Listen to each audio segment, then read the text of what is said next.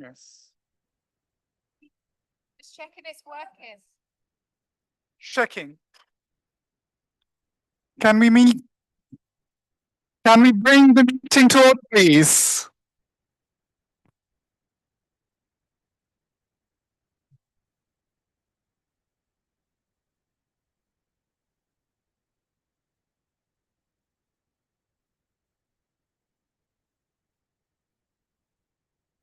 Good evening, everyone.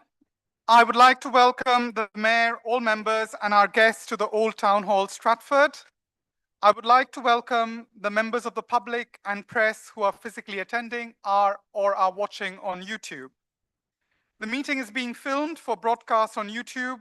Please note that cameras are focused on everyone within the meeting. I would also like to take this opportunity to remind the public that to enable the council to conduct its business, if there are interruptions at today's meeting, I will have to ask the individual or individuals to stop and give a warning. If this continues, I will give a second and final warning, and should the disruption continue, I will ask security to remove the person or group from the council chamber and will adjourn this meeting. Members of council, please can I ask that you indicate when you wish to speak by raising your physical hand. I would also like to advise members that in order to comply with the allocated time for speakers, if you go beyond your allocated time, you will be automatically muted. Please can I ask members and officers to introduce themselves when they are speaking. I would also like to ask everyone to turn their mobile phones to silent mode. We are not expecting a fire drill this evening, so if the alarm sounds, please remain calm and follow the instructions of the town hall staff. The fire assembly point is accessed via West Ham Lane. So moving on to item agenda 1, which is apologies for absence. I've received apologies for absence for this evening's meeting from Councillors Mariam Dawood, Mohammed Ghani, and Imam Haq. Are there other apologies? Councillor Brayshaw? Apologies from Councillor Islam, Councillor Josh Garfield, the other Councillor Garfield, Jennifer Bailey, Madeline Pontin, and Shab. Thank you. Councillor Keeling? One apology, Councillor Arik Chowdhury. Thank you. Yes, Councillor Mirza? Apologies for Councillor Zubair Ghulam Hussain. Thank you. Thank you. Councillor Kamali?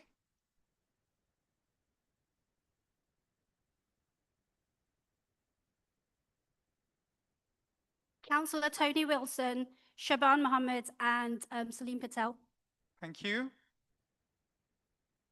Any other apologies?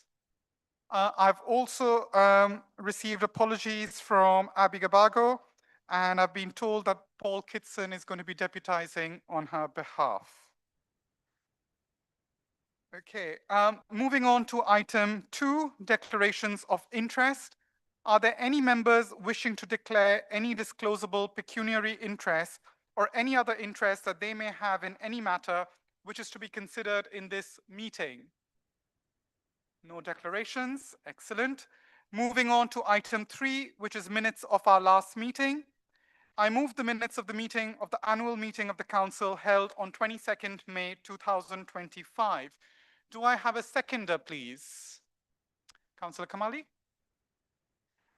All those in favor, please raise your hands. Thank you. All those against? Any abstentions? So we've agreed the minutes. Item 4, which is deputations. I can inform the chamber that there will be no deputations under Rule 9 of Part 4 of the Constitution, so I will move on to the next item. I'm now moving on to item 5, which is petitions. Are there any petitions by any members today? Okay. As stated in our Constitution, you've not have got any petitions, so I will move on to item 6, which is questions by the public. There are 3 questions from members of the public which has been accepted under Rule 11 of Part 4 of the Constitution. Question 1, Members will note that this question is from late Andrew Bakey, former councillor here at Newham.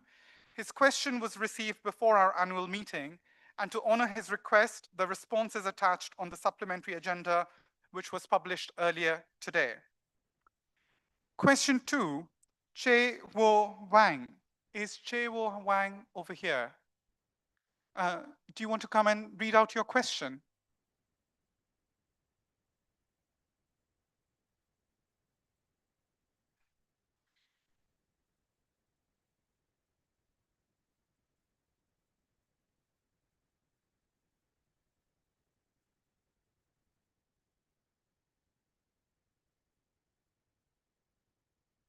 Thank you, Chair, for inviting me to this meeting.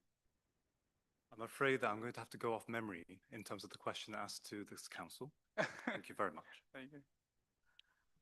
And thank you for your time.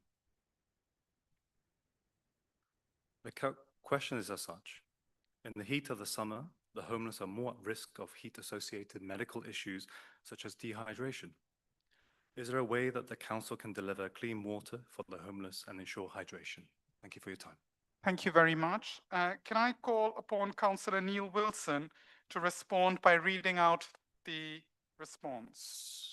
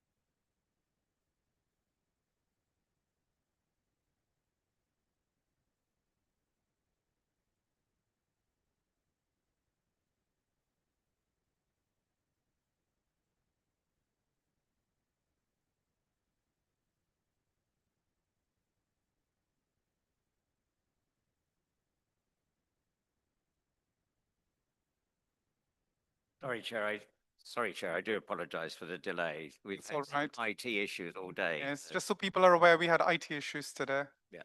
So obviously, thank you for inquiry. We share your concern, and I'm speaking as Councillor Neil Wilson, Chair of Health and Adult Social Care, and we believe in this borough that the health of all of our residents, whether they're rough sleeping or whether they're in all sorts of other accommodation, are our concern. So we share your concern that during the summer, people experience homelessness are at clearly a higher risk than the general population in many respects, but particularly in terms of health-related health issues, including dehydration. The ultimate priority is to support people who are rough sleeping to find a route away from the streets into sustainable accommodation. That is consistent with our values and with the strategy for the rough sleeping strategy. However, as part of our commitment to protecting the health and well-being of all individuals currently rough sleeping, the LBN, that's the London Borough of Newham outreach team, proactively engages with all individuals to understand their specific needs regarding potential risk caused from the heat and puts the following measures in place when the temperatures rise. We distribute bottled water, which we've stored in various locations around the borough. We provide sunscreen and hats. We're offering advice on staying cool to these residents and informing, sharing and supporting people to cool havens across the borough, which include facilities for showering. We're increasing welfare checks on those sleeping rough. Additionally, if the warm weather, severe weather emergency protocol is officially activated, and it already has been because of the temperatures reaching the threshold of 30 Celsius during the day, we make offers of emergency accommodation to rough sleepers at the most risk due to their vulnerabilities. Please find more details about the heat sweat and LBN's wider response to rough sleeping. And there is a whole section on our website which has been updated, and I signed off on the rough sleeping FAQs, frequently asked questions, rough sleeping, Newham Council. If you see someone sleeping rough, and we would be grateful, and I'm glad that the question's been raised because so often people see the most vulnerable in the streets and don't know quite what the procedure is. We would be grateful if you can please encourage them to self-report to StreetLink on the number there, or report yourself on the StreetLink website. They used to take phone calls from individuals, but it's now, if you're acting on somebody else's behalf, because of protections under GDPR and also the vulnerabilities, we ask people to report themselves directly on the website. The website is listed under the written answer. Thanks very much for the question. Thank you, Councillor Wilson. Question 3 is from Jack Pickard. Ms. Pickard, if you're here, do you want to ask your question?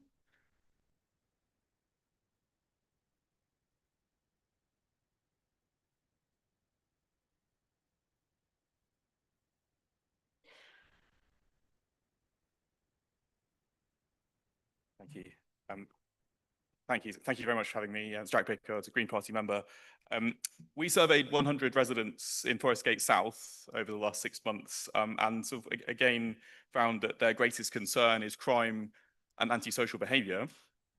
In Sheffield County Council, they've reduced antisocial behaviour reports by 40% in 4 years through the introduction of neighbourhood officers, which are sort of an assigned dedicated officer who's a point of contact for each group of council properties, and they offer annual visits to tenants and they pick up issues of concern. And I wonder, will the council consider a similar scheme in Forest Gate South or beyond to tackle antisocial behaviour in council properties? Thank you. Thank you for your question. Can I call on Councillor Amarvirdi to respond?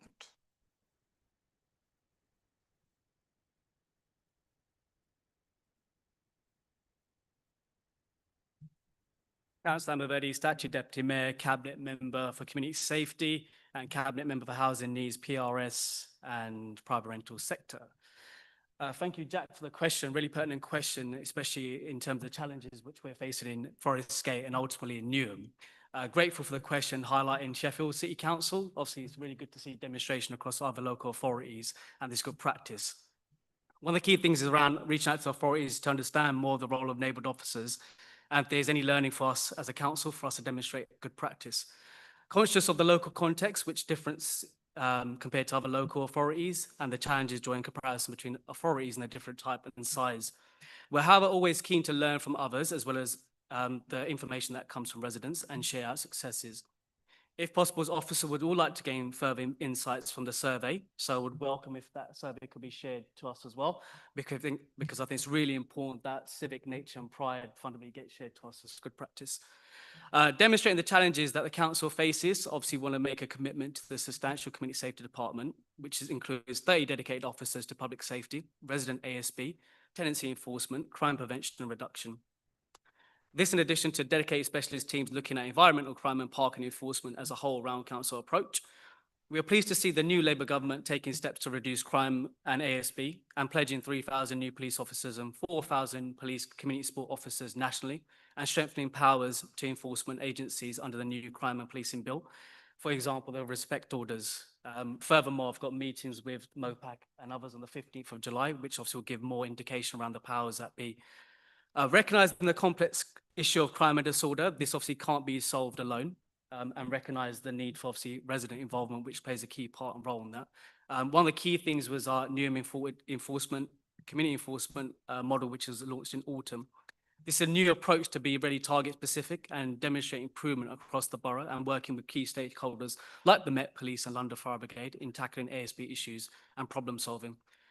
Working hours is one of the key things that we want to embed in terms of having operational hours for later point in times, which obviously gives that dedicated focus and strategic approach, and recognizing there's more to do in terms of having increased presence on the ground when it comes to youth violence and theft offences. Some of the work in terms of the youth safety strategy has been launched and built upon the activity in the terms of the Safer Business Partnership in Stratford and recently introduced in East Ham have been fundamental in terms of tackling some of these issues. Despite crime increase in some cases, we have actually seen a reduction of 6.6% in violent crime compared to previous years, and burglary over the same period, and 9.5% decrease in vehicle offences. In terms of residential B, we are currently reviewing our service provision and associated processes, although having a relatively small team, officer servicing over 10,000 requests a year, and obviously need for improvement. To this end, we've obviously enhanced our provision around a new recruitment drive with a dedicated ASB and nuisance manager to help attribute to some of these challenges you've mentioned, and expanding, as I mentioned just before, some of the hours that officers work. Regarding Forest Gate specifically, there's been a significant partnership work to tackle crime in ASB in terms of problematic locations with high visit patrols, along with working with the Met Police around stop and searches and warnings and community protection and enforcement notices. Recognise that there's an adaptive approach that needs to be taken, and ultimately, I suppose one of the key things is recognising, not just in our roles as members, that you can come and speak to us directly and raise these concerns, but obviously utilise this forum to raise those concerns.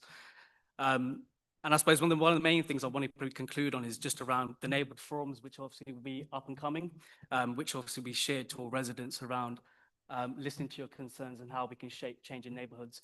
And I suppose the final point is just around the initiative, which was to drive civic pride, which was just around the neighbourhood watch scheme, obviously encouraging neighbours and residents of Newham to come to the surface to ensure that we actively instill a level of how we tackle ASB and those challenges within not just Forest Gate, but pertinently in some of those issues that you're experiencing. So hopefully that helps to answer your question. And thank you for raising it here. Thank you, Councillor Verdi. That concludes this item, and I will now move on to the next item. Item 7 is announcements by the Chair. It's been a very busy and incredibly rewarding few weeks in my role as Chair and First Citizen of the Borough. I'd like to take a moment to share with you some of the highlights from my recent engagements, each one a reminder of the richness and the diversity and community spirit that defines Newham and London more broadly. I've had the pleasure of representing the borough at Comic-Con, celebrating creativity and community with fans and families. I was also delighted to welcome students from the Elevating Futures program to Dockside, where we introduced them to the work of the council. I joined our mayor and local MP on the 3rd anniversary of ABBA Voyage, a fun moment. I definitely tell you all to go to that. We marked the launch of People Powered Places, a vital initiative that centers our residents' voices. I had the honor of attending a South by Southwest in London, celebrating innovation and culture. Closer to home, I gathered in Forest Gate for an afternoon reception in the Up Garden. Again, a wonderful example of our community-led urban greening and social space creation. We came together in the spirit of unity and dialogue at the Interfaith Eid celebration at the Good Hotel. I also had the privilege to meet with members of the Newham Chinese Buddhist community, as well as to welcome invitation from the London Assembly and the Mayor. I attended the NASA dinner, which does so much to support youth development through sports in our borough. Forest Gate Pride was another very proud moment, joyful, defiant, and inclusive. I also represented Newham at events hosted by the Bengal Chamber of Commerce at the Gypsy, Roma, and Traveller History Day at the City Hall, and joined fellow civic mayors across the city to mark Armed Forces Day, honoring the courage and services of those in uniform. Last week, I was deeply moved also to attend the 7/7 commemoration service at St. Paul's Cathedral, marking 20 years since the London terror attacks.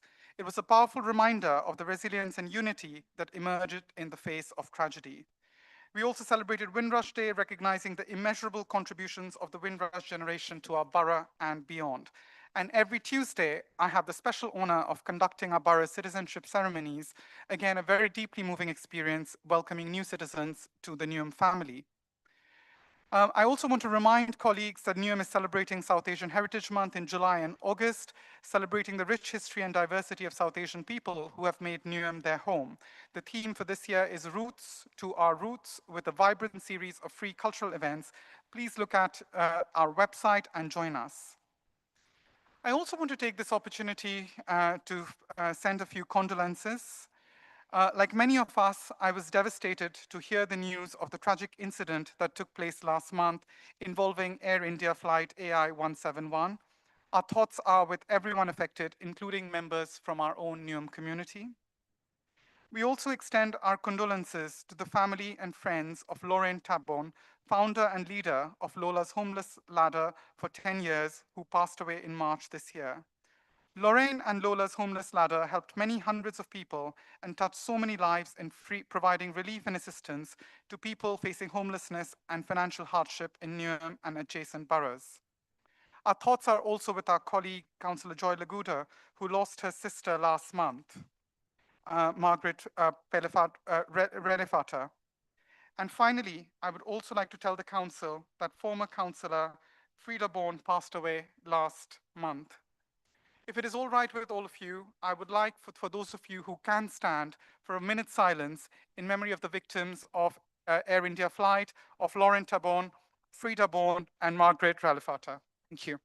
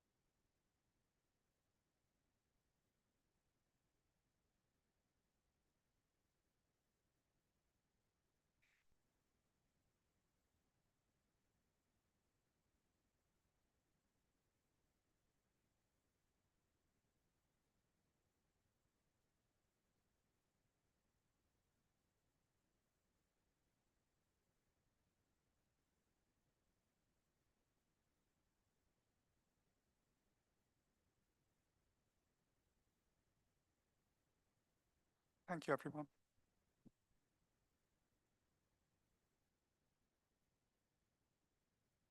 I would now like to move to item 8, announcements by the Mayor. I invite Mayor Roxana Fias to address the council and make any announcements. Mayor, you will have up to 10 minutes. Thank you very much, Chair.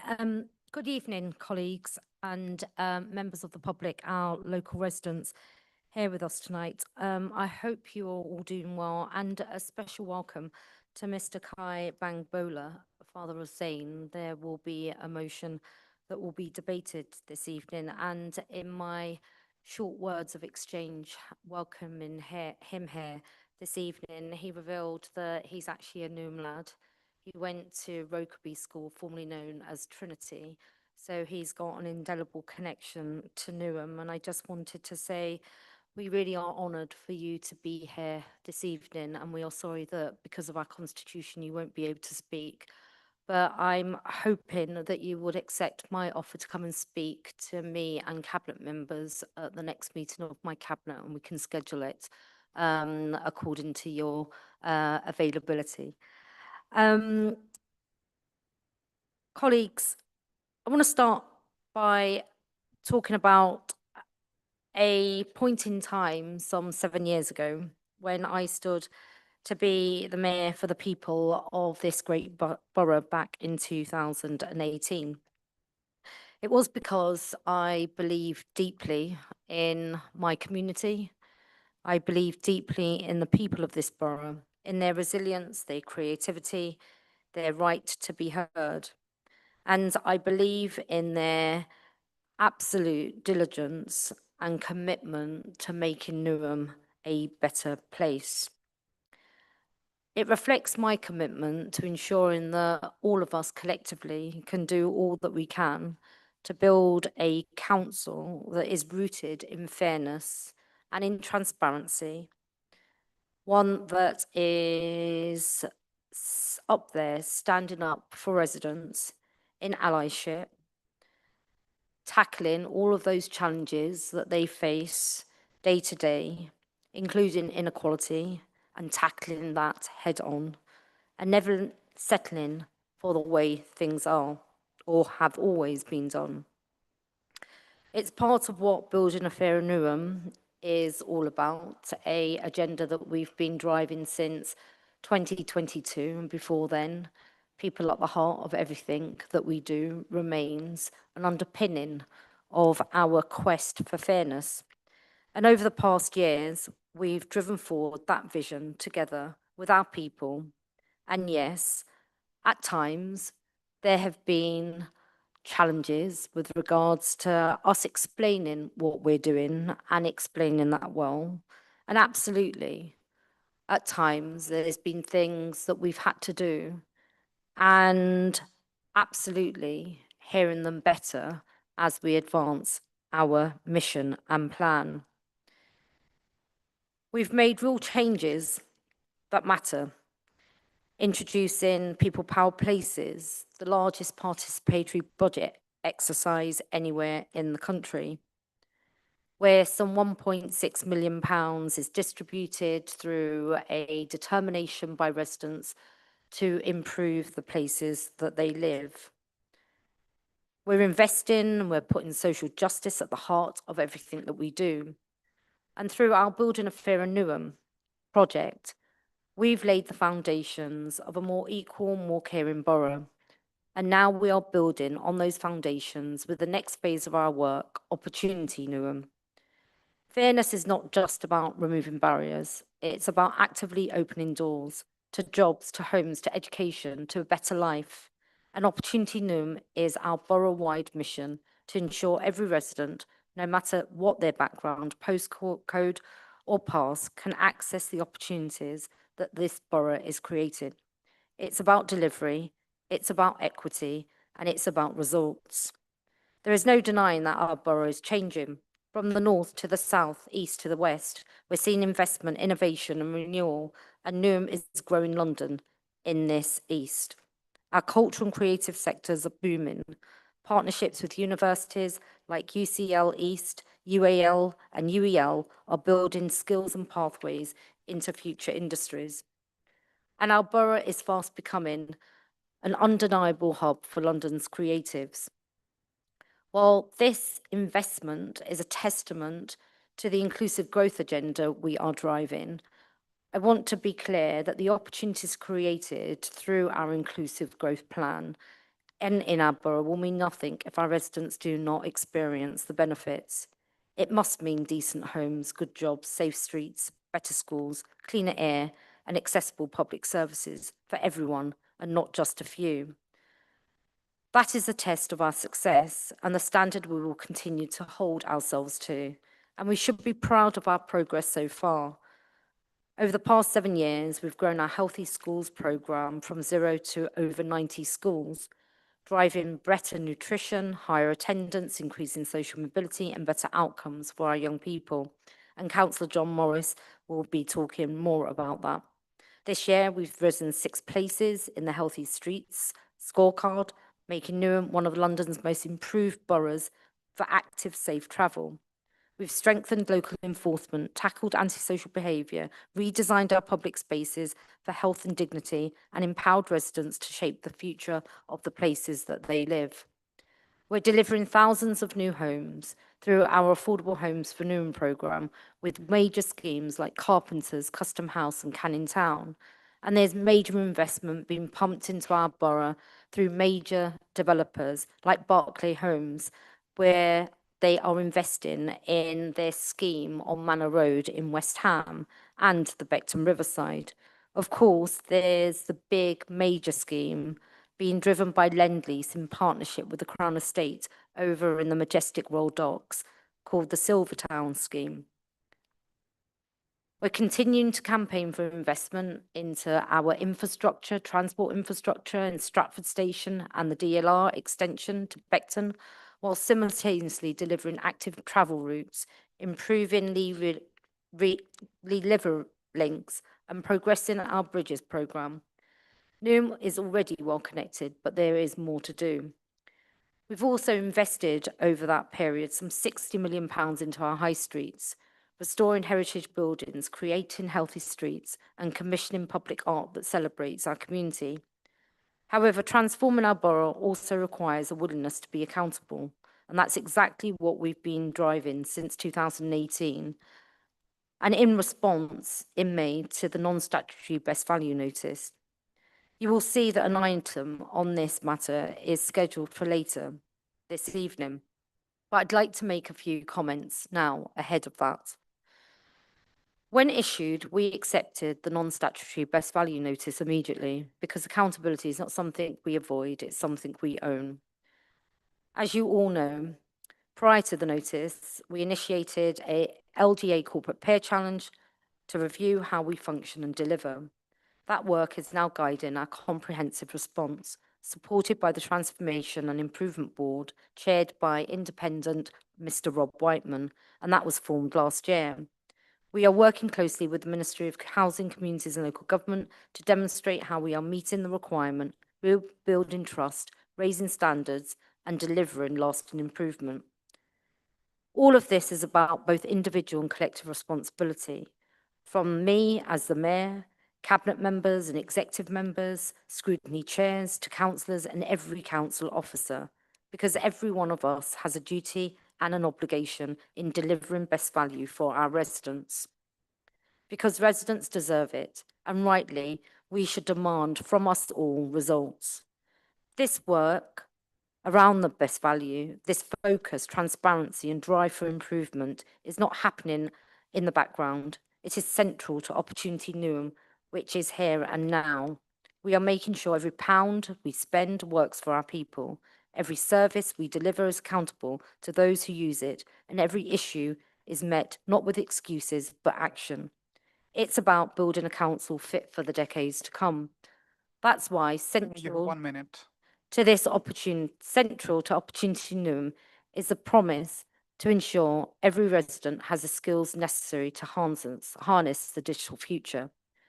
That is why in the past year alone, nearly 2,000 residents, including young people and 600 girls, have been given the opportunity for digital and AI training. I want to conclude by saying that Opportunity Newham is about progress, but progress does not happen by chance. It happens because we have a clear mission, we stay focused and hold ourselves to the highest standards, and our priorities remain unchanged. Supporting our most vulnerable, keeping our streets safe and clean, creating pathways for young people into education and good jobs, ensuring inclusive growth is done with a community at its heart, and making every pound of public money work as hard as the people we serve. Thank you, Chair. Thank you very much, Mayor.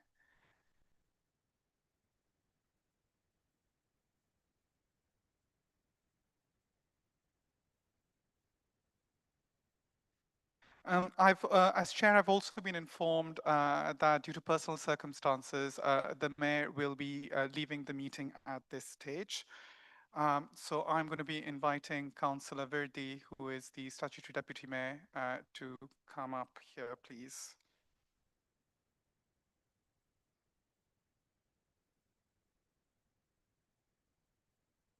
I'm now moving on to item 9, which is updates from cabinet members. Any member of the cabinet who wishes to update council will be allowed to speak. There shall be no debate or questions allowed in this section. Does any member of the cabinet wish to speak? You will be allowed up to 3 minutes. Councillor Morris.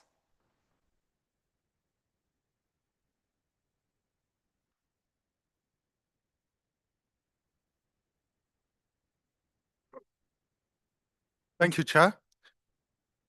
Well, Council, I am pleased to share a major update on our borough's recent achievements, particularly in 2 landmark recognitions that speaks volumes about the transformational work that we are leading across Newham.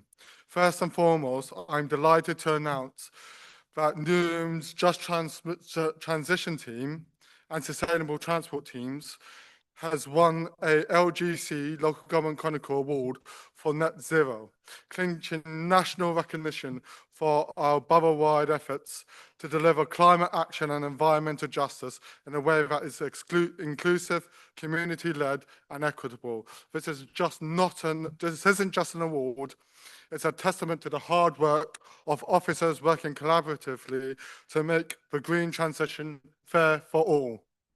In parallel, we also received strong recognition in the 2025 Healthy Street Scorecard, where Newham has been recognised as the borough that has seen the biggest improvement across key indicators, including walking, cycling, traffic reduction, and street safety. This progress reflects our accelerated rollout of active travel infrastructure and people-first street design. This year alone, we have delivered a borough-wide 20-mile-an-hour speed limit, now fully rolled out, improving safety and walkability across our streets. Our highways maintenance programme has now resurfaced over 100 streets and repaired 25,000 kilometres of footways, including drainage upgrades to tackle surface water and flooding risks. This continued expansion of EV charging infrastructure, celebrated on Clean Air Day in partnership with Uber and Believe, marked the installation of over 500 on-street electric vehicle chargers, making us one of the most EV accessible boroughs in London, with the expectation to reach 1,600 by 2026 and 3,000 by 2030. The success, we approved plans to expand and regulate dockless cycle hire, ensuring options are accessible, safe and fairly distributed. The success of the recent Healthy School Streets programme, which was recently recognised by the Evening Standard for its tangible benefits, from cleaner air to safer journeys for children and older residents. These aren't just headlines, they are a foundational shift in how we are redesigning Newham's public realm for people to improve their health and safety while tackling climate change. In closing, I would like to thank all the residents, our community partners and residents and officers whose ideas, energy and persistence are turning our bold aspirations into tangible, celebrated outcomes. We are on the map as a borough driving climate justice, street transformation and community-led progress. Councillor Morris, I must ask you to finish. Thank you, Council. Thank you. Councillor Young. You will have up to 3 minutes as well.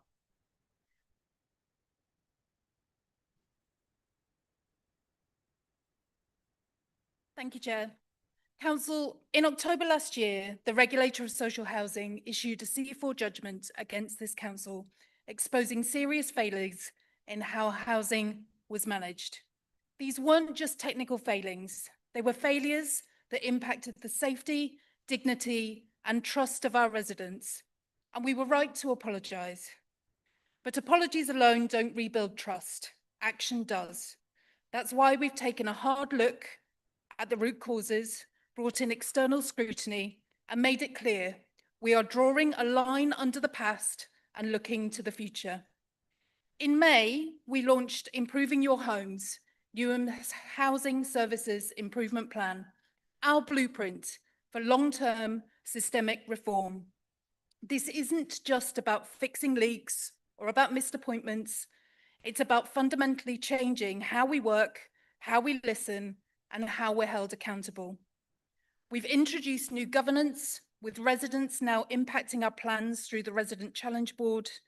This is resident voice, not as an afterthought, but as a cornerstone. Our draft resident involvement strategy, co-produced with over 100 residents, is live now, and the consultation is open until the 23rd of July. I urge everyone to engage. We're already making progress. Tenant satisfaction has jumped from 59% to 71%. Electrical safety checks are up from 60% at the time of the inspection to 92%. And the 2,700 overdue repairs identified by the regulator are now reduced to fewer than 10. This is not an accident. It's the result of political will, clear leadership, and committed staff determined to rebuild trust and to make things right. This improvement journey, it will take time, but we're turning a corner and we are going to complete it. And it's happening as we finally have a Labour government willing to back councils like ours. After years of neglect and underfunding from Westminster, we now have a government committed to housing, a 10-year rent settlement to enable proper investment to improve the quality of our homes, £39 billion to build genuinely affordable homes, and £1 billion to tackle homelessness and provide temporary accommodation. This government isn't tinkering around the edges. It's confronting the housing crisis head on. And here in Newham, we're not waiting in the wings. We stand ready to work with this government to deliver the homes that Newham's residents so urgently need. Thank you. Thank you. Thank you, Councillor Young. I'm going to now move on to item 10, announcements by the Chief Executive. I've been informed that there are no announcements from Paul Kitson today. So I'm moving on to item 11, which is the overview, scrutiny program and future commissions. Councillor Hudson's updated report is outlined from page 3 on the supplementary agenda. Councillor Hudson, you will have up to 5 minutes to present your report and another 5 minutes allocated in total for posing and answering any questions. Thank you, 5 Chair. minutes, begin. Thank you, Chair. Chair, fellow councillors, residents of Newham. My first speech to full council as the new chair of Overview and Scrutiny Committee will be a speech of thanks. First, I would like to thank the Chief Executive and Monitoring Officer for taking the advice of scrutiny and bringing forward to this July meeting the reporting of the best value notice to full council. I would also like to emphasise the importance of access to information for scrutiny's work and to thank the Chief Executive for early sight of the report. I also like to thank all those who have participated in and contributed to scrutiny's work since the last council meeting. Since May, scrutiny has been actively engaged in holding workshop sessions across our thematic commissions and the overarching Overview and Scrutiny Committee to lay the foundations of our work for the year ahead. Scrutiny is the cornerstone of democratic accountability, giving residents confidence that decisions are being questioned, tested, and improved, Planning our work is therefore important. For those new to our work, this is a collaborative process involving key stakeholders and partners.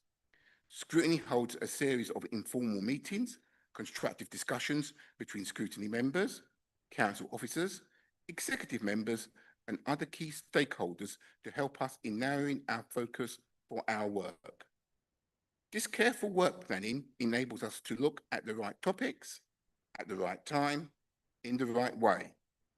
It has to remain a dynamic process to giving us flexibility to scrutinise any urgent issues that may emerge over the course of the year.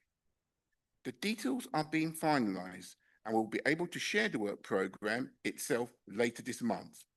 But as you can see from my report papers, Scrutiny has many scheduled meetings, promising a busy year.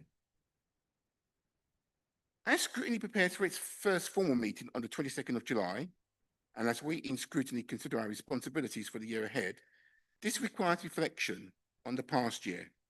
I would like to thank my predecessor as Chair of Overview and Scrutiny, Councillor Tony McAlmont, for his work in the role for over more than a decade.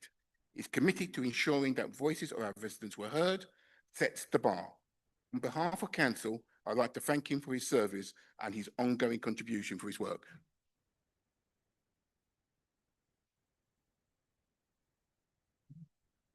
This year will continue to bring challenges to our council and our borough. Our communities face issues in housing, health, community safety, and the cost of living. As a council, Newham faces a serious financial issues. We have the best value notice on our agenda this evening.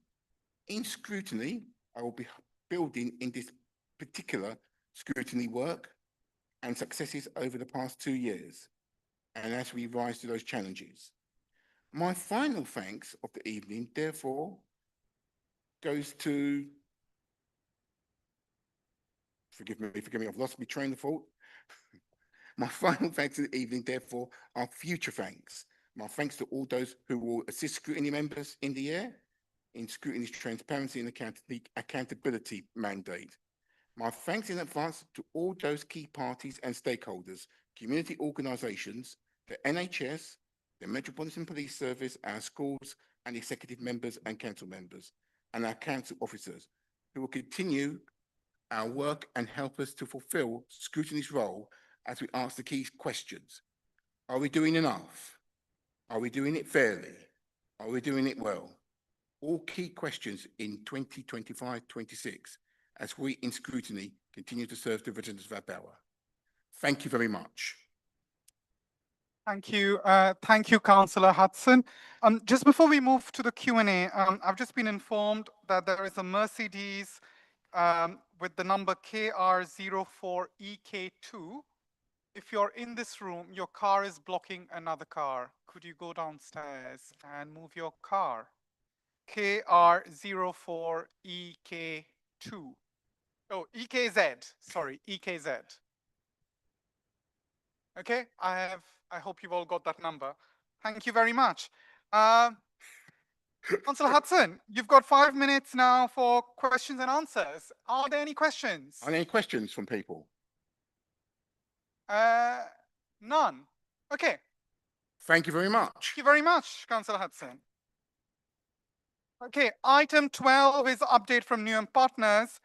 We have no partners update for this meeting today. So I'm now going to move on to item 13, members' questions. Under Rule 12 of Part 4 of the Constitution, I can inform this chamber that there are 7 questions received and accepted by the Chief Exec. The questions with the published responses can be seen on the order paper published earlier today. The questions are from Councillors James Beckles, Danny Keeling, Nate Higgins, Mahmood Mirza, Zubair Ghulam Hussain, Sabir Kamali, and Shantu Ferdows. We've got 30 minutes allocated for this section, but can I please request everyone to keep their questions short and answers short as well, so we have got a large item today. Okay, thank you. So, question 1, Councillor Beckles, where are you?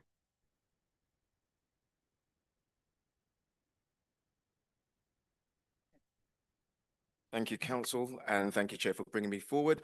My question is about a business improvement district in Custom House and Canning Town.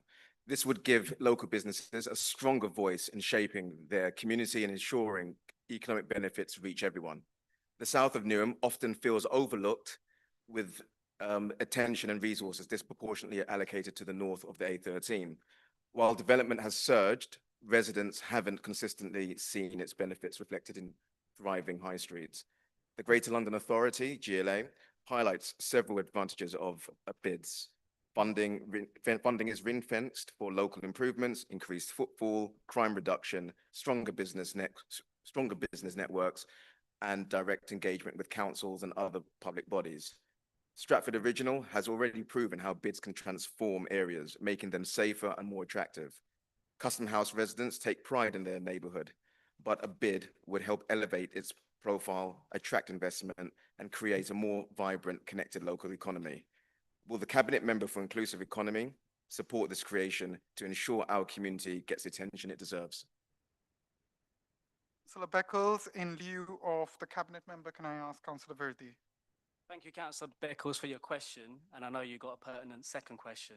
But in the interest of time, I will read out some of it. But we recognise the vital role of the high streets and the town centres playing a vibrant role and inclusive role in its economies. Over the recent years, the council has been successful in obtaining external funding in our investment in town centres. For example, East Ham was given £50,000 from the Mayor of London's High Streets Places Lab programme to develop East Ham High Street. In terms of Custom House and Canning Town, you will see there's a driving investment and change through estate regeneration and through new homes and new commercial spaces. I'll leave it there, and I know you've got a supplementary. Thank you. Thank you very much, Councillor Verdi, and I appreciate the response. Regeneration can make a fundamental change to a number of our areas, and we've seen what it's done in Canning Town and, you know, where we are now in Stratford.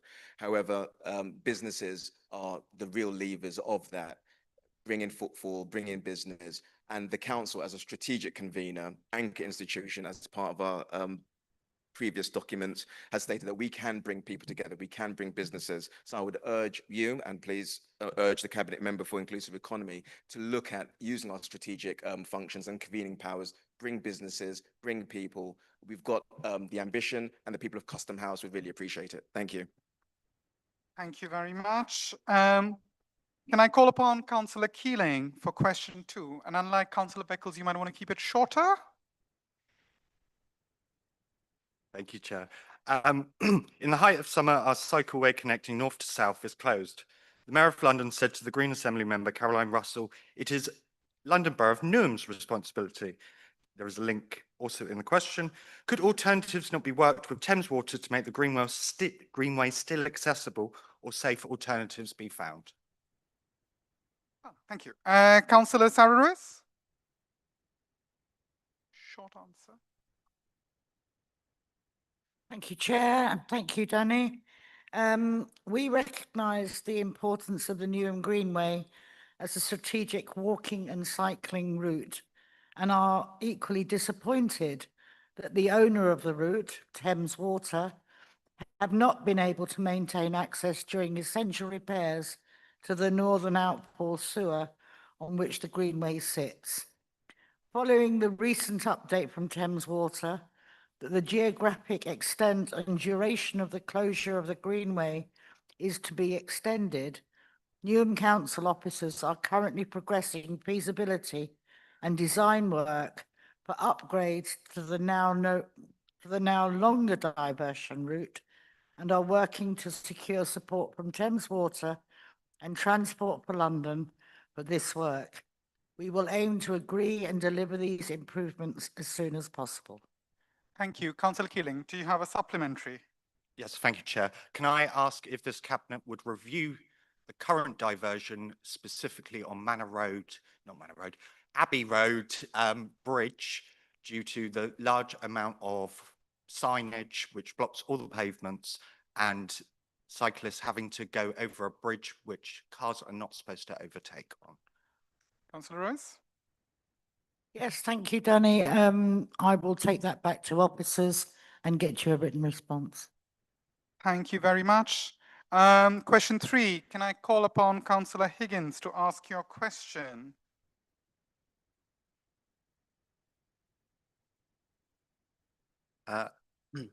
Councillor Nate Higgins, Stratford Olympic Park. I think for the first time in my role as a councillor, as tabled. Thank you. Excellent. I love Danny, Nate. Okay, Councillor, hold on. Councillor Ali, do you have a response or is it as published? Or is it Councillor? Oh, okay.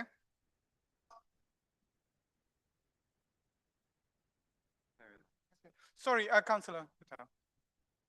Thank you, Chair. I was expecting a supplementary, but I should add, in addition to the published, the Lee Valley Regional Park Authority is a very complex authority, which compromises of 28 members that are based from north of Hertfordshire to south of the London Borough of Newham. So that's what compromises the space, a very big slither of land from north to south.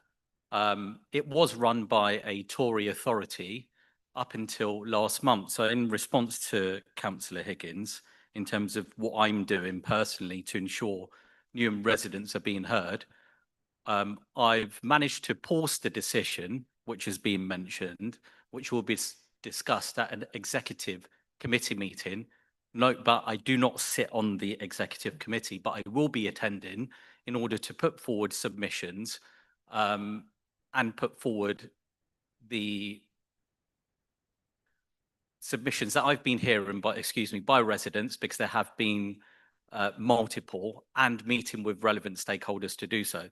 Also in the published, there is a range of other options that Newham residents can actually enjoy in terms of tennis facilities as well. I won't go into massive detail about that now because it has been published. Thank you. Thank you very much. Councillor Higgins, your supplementary. Thanks, Councillor Patel, and thank you for your work on helping to pause this. Just a quick supplementary. One of the big problems was that there was no engagement with residents in making the original decision. Could you commit to the borough working to ensure that the authority does consult with residents on whatever decisions it makes about the next steps on this? Thank you. Since this decision was actually made, Chair, I have been liaising with residents and relevant stakeholders, including the LTA, along with the Lee Valley Regional Park Authority, its board and its managing director. So there has been progress since the actual question was submitted. I would also note on a final, say, which is the authority also compromises of Green members in East Hertfordshire as well. And I would take note, Councillor Higgins, in terms of their collaboration with now the Labour-run authority, which has been landmark and history-making. It's been the first Labour-run authority since the setup of the Lee Valley Regional Park Authority. So I would take lessons from there rather than Brighton. Thank you very much. Thank you very much, Councillor Patel. Can I ask Councillor Mahmood Mirza to ask your question? Councillor Mahmood Mirza from Boleyn Ward. Given that so many Forest Gate residents are opposed to the LTNs and feel their lives have been put on hold due to your administration indecision, would you now do the right thing and scrap this deeply unpopular and damaging scheme once for all? Thank you very much. Councillor Ruiz. I wish I could just say as published. Whilst I understand some residents have strong concerns about the low traffic neighbourhood, LTN scheme, it is important to note that the initial consultation held in the Wood Grange and Capel area during the summer of 2022 highlighted widespread concerns around air quality, road safety and traffic volumes, issues the LTN was designed to address. We fully acknowledge that views within the community are mixed and that any changes to how people move around their neighbourhood must be approached carefully and inclusively. That's why we are currently undertaking a thorough review of the feedback received, the overall design and the wider impacts of the programme. We are committed to making a balanced and evidence-based decision that takes into account the well-being of all residents, both those who support the scheme and those who oppose it. Thank you. Councillor Mirza, do you have a supplementary? Thank you, Chair. And I haven't got a supplementary question, but I think once the answer's been given, Just ask your less than question. 20 minutes before, it's been published only less than 20 minutes before the meeting starts. If you give answers, published answers in timely manner, then we would have a time to prepare our. Okay, Councillor Mirza, can I just say there's been an IT outage today. This is why the papers have taken time to be published. And it's a normal but- precedent. Okay, can I, okay, so for question 5, I understand Councillor Ghulam Hussain is not here, so we will take that as tabled and the response as tabled. Question 6, Councillor Sabia Kamali.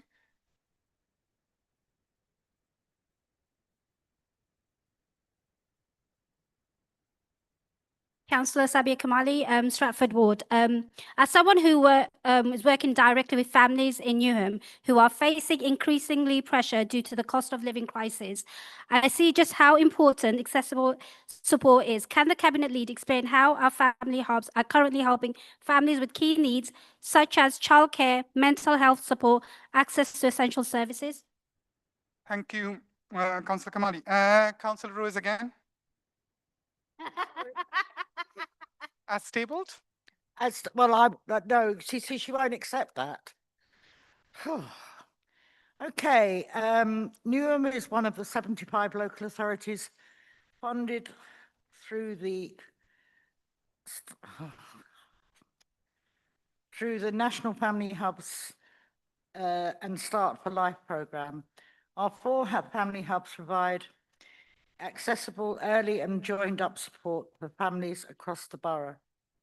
Currently, they help with key needs such as childcare, family navigators, guide families, send provision, wraparound care, and connect them to providers and the early help years team. Mental health, over 1,000 perinatal mental health. Sorry, I'm really sorry, but it's only on my phone because I can't access my computer. Over 1,000 perinatal mental health sessions were delivered last year, helping parents with emotional well-being, and navigators also work with safeguarding teams to escalate concerns appropriately. Access to essential services, navigators offer face-to-face support, finances, housing, food poverty, addiction, school applications, and services for refugees and asylum seekers. The hubs also engage families directly through a parent carer forum of 140 members to ensure services remain relevant and inclusive.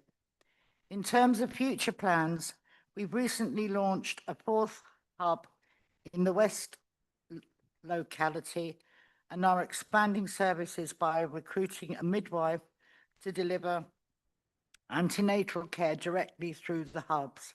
Outreach efforts such as roadshows, newsletters, and videos have increased visibility. The recently published impact report and sets out further steps to strengthen and grow the offer, ensuring that families continue to get timely support when they have the need most. And there was a link to the report in the answer. Thank you, Councillor Ruiz. I just want to let everyone know, because of the IT outage, this is taking a bit of time. Do you have a supplementary, Sabia? No. Okay, thank you very much for that. Can I now call upon Councillor Firdaus to ask your question?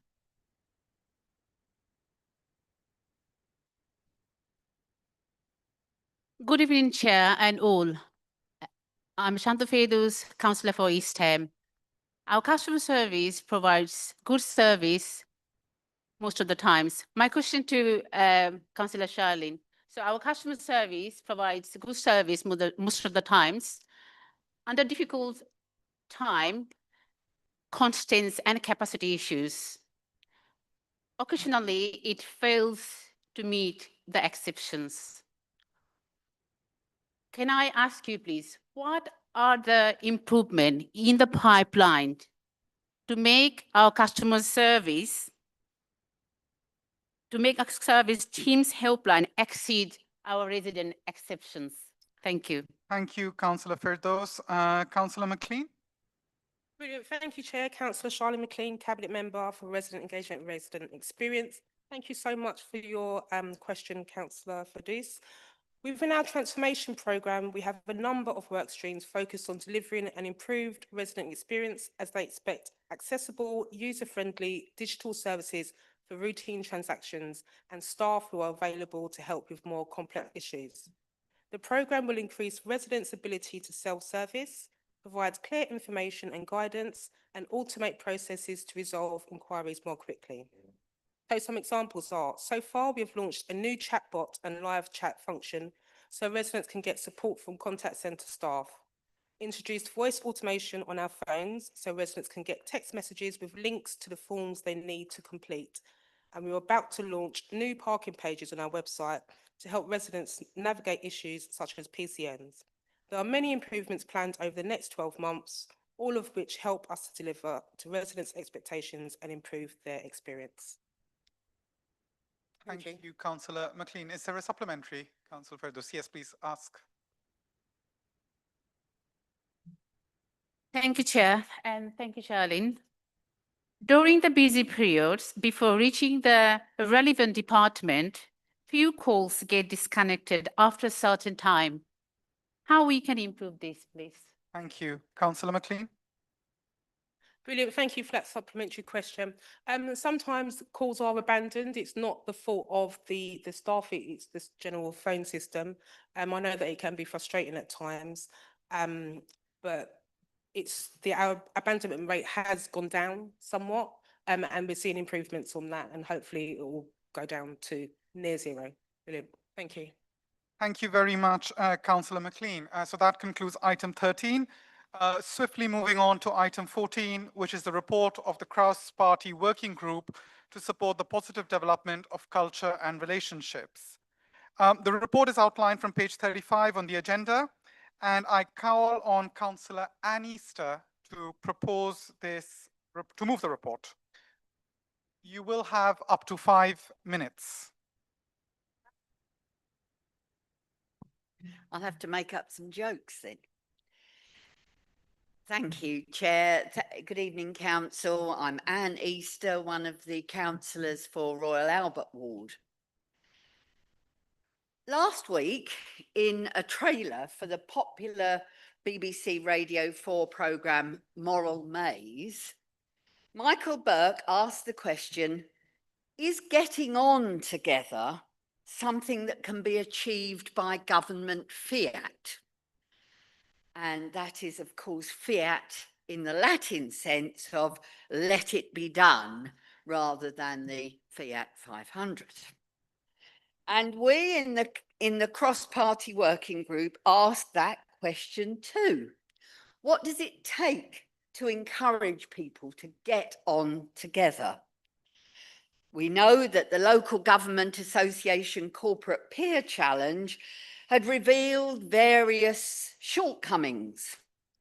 There was a need for a relationship reset among council and staff.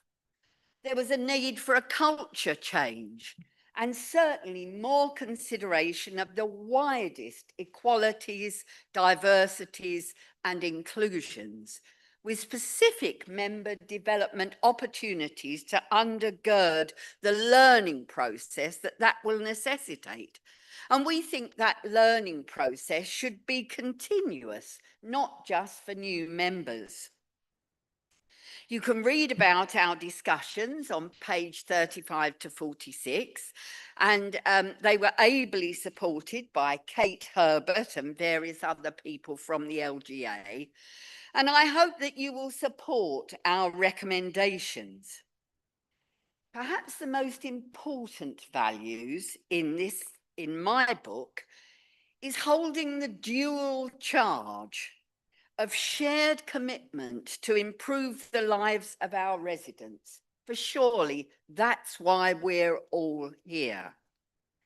But at the same time that we each take personal responsibility for doing what we do in a mature and responsible way that we can be proud of. The cross-party working group will be reconvening periodically to see how the work is progressing. I can't imagine we're looking at an overnight conversion. But my hope is that there will be a gradual realisation that our lives as councillors are better, more harmonious, and thus more productive. I therefore propose that Council approve this report and its recommendations. Thank you. Thank you very much, Councillor Easter. In the spirit of unity, we now have Councillor Mirza, who's going to be seconding this report. You have up to 3 minutes, Councillor Mirza. I won't take 3 minutes, Chair. Thank you very much. I would second this report in principle, and I will ask my colleagues, councillor colleagues, because it's been a lot of work has been put together from all different cross parties, and I think it's very much needed, and we need to start rebuilding the trust and relationship between the members, officers, and everything. So I will urge my councillor colleagues to please vote to accept this report, and yes, thank you. Thank you, Councillor Mirza. We move to the debate. Is there anyone who wishes to speak? Okay, I've got a few people. No? Okay. Councillor Shah, and then Councillor Beckles, and then Councillor Morris. Keep it short, please, all of you. You will have up to 3 minutes, but you don't have to take the full 3 minutes. Good evening, Council. Lakmini Shah, Councillor for East Ham South Ward. As councillors, we have a shared responsibility to uphold a culture rooted in respect and collaboration. I'm grateful to my colleagues who particularly contributed towards this report, reinforcing the values and behaviors set out in the Council's Code of Conduct. We extensively discussed the importance of equality, diversity, inclusion, and the need for ongoing learning and development opportunities for all members. This cross-party approach also reflects our shared commitment to shaping and strengthening the learning and development for all members in Newham. Therefore, I support this report. Thank you. Thank you very much, Councillor Shah. Councillor Beckles.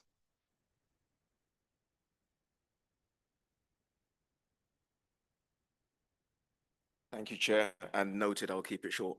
There's a saying, culture eats strategy for breakfast. In the simplest terms, if the culture isn't right, we achieve very little.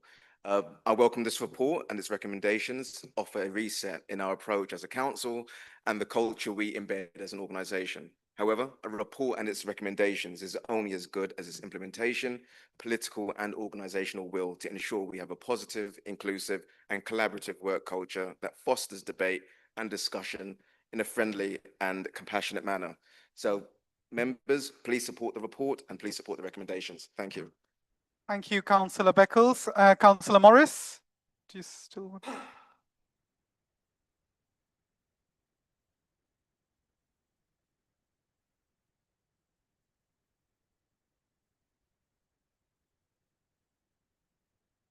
Chair, is the nature of politics in the town halls and outside to be quite competitive and to be quite tribal.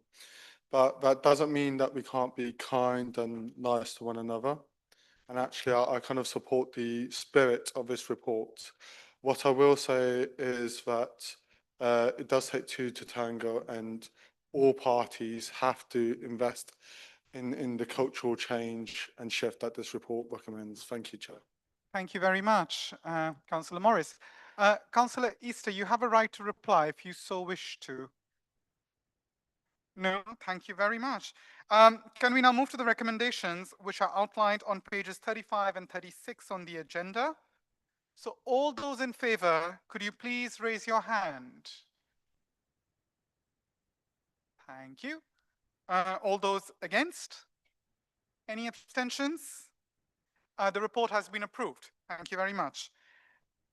We now move to item 15, which is delivering best value for our residents. This report is outlined on page 47 in the agenda. I call on Councillor Virdi to move this report. Thank you, Chair. Members, resident officers and council, I'd formally like to introduce this report. The Mayor highlighted the importance of the best value notice and the actions that are being put into place to address these concerns. In my respective role as the Statutory Deputy Mayor, the importance of this notice and this being presented to council and residents demonstrates the level of transparency and openness to highlight where, as a council, we need to ultimately approve. The collective ownership and demonstrating culture and continuous improvement is a key part of providing the best service to residents of Newham. We must recognise how we can change these circumstances at pace and demonstrate to MXTOG how we can do this over the next 12 months. The council, councillors, and especially the cabinet and those involved are committed in driving equity and advancing equality of opportunity and fostering these good relations where we demonstrate this level of change. We are keen to ensure that driving the best value does not come at the expense of marginalised groups or existing inequalities. The service and expectation that residents ultimately deserve is an expectation that we must serve to you as councillors and as officers, and it's fundamentally important and imperative we deliver on this. I formally move this report. Thank you, Chair. Very much, Councillor Virdi. Do I have a seconder for this report, please? Councillor Ali, you have up to 3 minutes. I'm sorry, I forgot to time you, but you were within your minutes here. Good.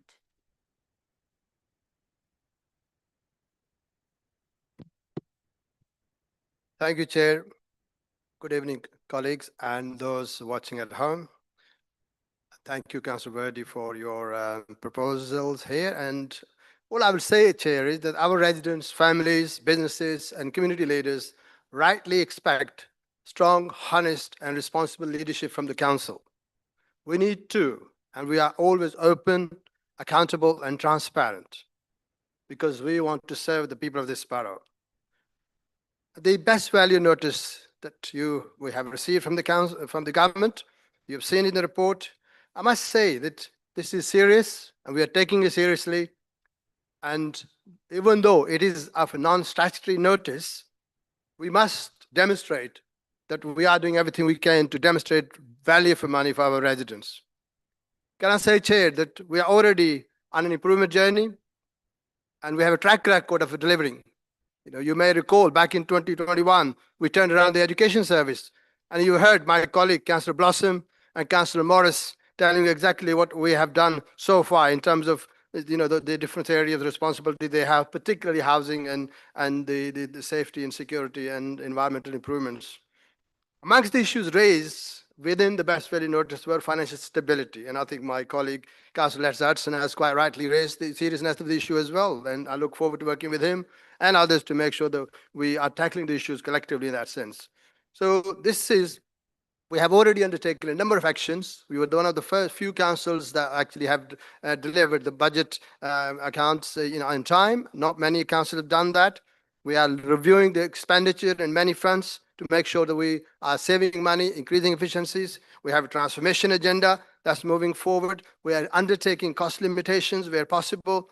And the gap, however, between demands of services and the cost of services is increasing. And that is a well-known factor. We have suffered financially over the last 14, 15 years because the previous governments have failed to serve us, our residents, properly. But we have begun the journey. And as I said earlier, we have turned around various issues. As part of the budget setting process this year, we're introducing zero-based budgeting process, which is to ensure that every pound we spend is justified for the residents that we are here to serve. We introduced spending controls, which are resulting in positive savings in various fronts. Transformation agenda, you've seen already made, I think said there is 23 million pound that is a part of the medium-term financial strategy that we're looking at. And I'm pleased to say that we have learned from the LGA Peer Challenge, the C4 Housing Regulators Report, and indeed the work the PricewaterhouseCoopers have done for us in terms of efficiency. And we're learning from others. And Councillor Blossom has already given you excellent statistics in terms of what degree of achievement we have made since the C4 Regulators Report. And I think that's a tremendous achievement we ought to be proud of, despite the fact it's something. Ali, I must ask you to. But most importantly, Chair, we're listening to residents. New money must deliver for our people. This isn't just about fixing things by tick box. It's about making sure our children get the education they deserve, our vulnerable residents get the care they need, our streets are clean and Councillor safe, Ali, I our must economy ask is you. delivers support. With those words, Chair. Well, thank you very much. We cannot, sorry, we have to be fair. So, thank you very much for seconding it. We now move to debate. Does any members wish to speak? Councillor Wilson, you will have up to 3 minutes as well.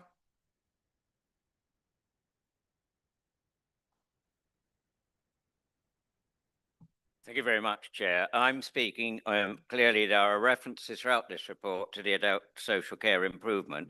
One of the three main focuses referred to on page 49 of your agenda.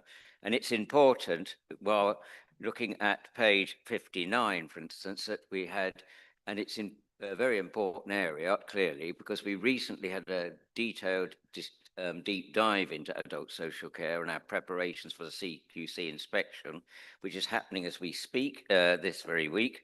And we engaged very positively with staff in the service from that external deep dive. We've also had that from the Transformation Board for right from the beginning, and I think that's important. That's referenced throughout the report, particularly at paragraph 611. I don't have much time, but just to say that the improvement journey that we're on should not wait for inspection, and the improvements are more detailed on page 64, 65. For in anticipation of the CQC's inspection of our adult social care services that's currently underway, we invited the London Association of Directors of Adult Social Services, that's the London ADAS organisation, to undertake a peer review, and it identified a number of strengths. Those are listed on paragraph 625. But the review also identified areas for further work, and my crucial point is, if members are minded to look at those sections, please, they're very detailed, that it is important. But the last thing I really want to say is that we have a strong vision and ambition rooted in community-based and strengths-based practice, a universal community offer, a committed and passionate workforce, and a commitment to working hand in hand with their people and communities that we serve. We have areas for further work to address the disconnect between our leadership narrative and our frontline practice, and we've had a practice improvement board chaired by an expert chair, Dr. Adi Cooper, who's also been advising us throughout this process. And we've got wonderful contributions also from Dr. Carol Tozer, an independent adult social care expert, doing that detailed analysis to which I referred earlier.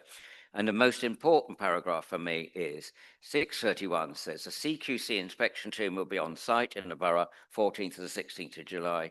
We have no firm timescale from their report will be published, which has taken up to 6 months in some cases. However, in the meantime, we will continue to press ahead with our improvement plan. I welcome those 3 tiers of external evaluation before CQC come in, and I think it's important that we make certain that is part of the adult social care improvement that the best value notice addresses. Thank you very much, Chair. Thank you, Councillor Wilson. Is there any other members who wish to speak? Councillor Higgins.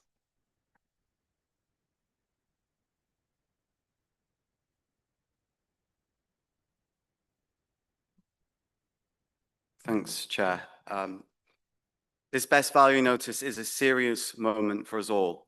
It reflects long-standing issues with governance, culture, and relationships within this council, issues that we in the Green Group and others have been raising for a long time. We welcome the council's commitment to improvement, but cultural change can't just be written in a plan or nodded through in a meeting. It has to be embedded across the whole council, not just in cabinet, not just among officers, but with backbenchers and opposition councillors too. That's why we believe the Independent Transformation Improvement Board must include a clear cross-party role. We don't just want to scrutinise, we want to contribute, we want to learn and help shape a healthier, more accountable political culture and take advantage of opportunities for change. And we need to be honest about structure too. The best value notice makes clear that poor governance and weak decision-making have been part of the problem. And in our opinion, that's not separable from the concentration of power in the mayoral model. Greens have always opposed that model here in Newham because we believe it undermines collaboration, transparency, and shared leadership. We know that the government is now beginning to move away from that mayoral model in councils like ours.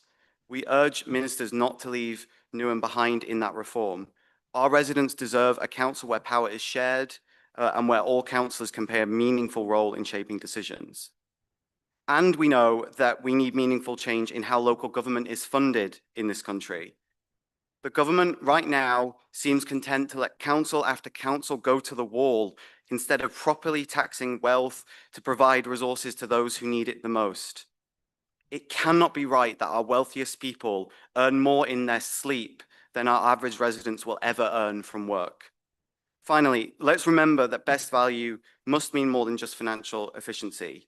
It must mean delivering for residents through fair, inclusive, transparent government that puts social and environmental justice at its heart. Thank you. Thank you very much. Is there anyone else who wants to participate in this debate? If not, you do have the right to reply, Councillor Verdi. Oh, yeah, Councillor Naqvi.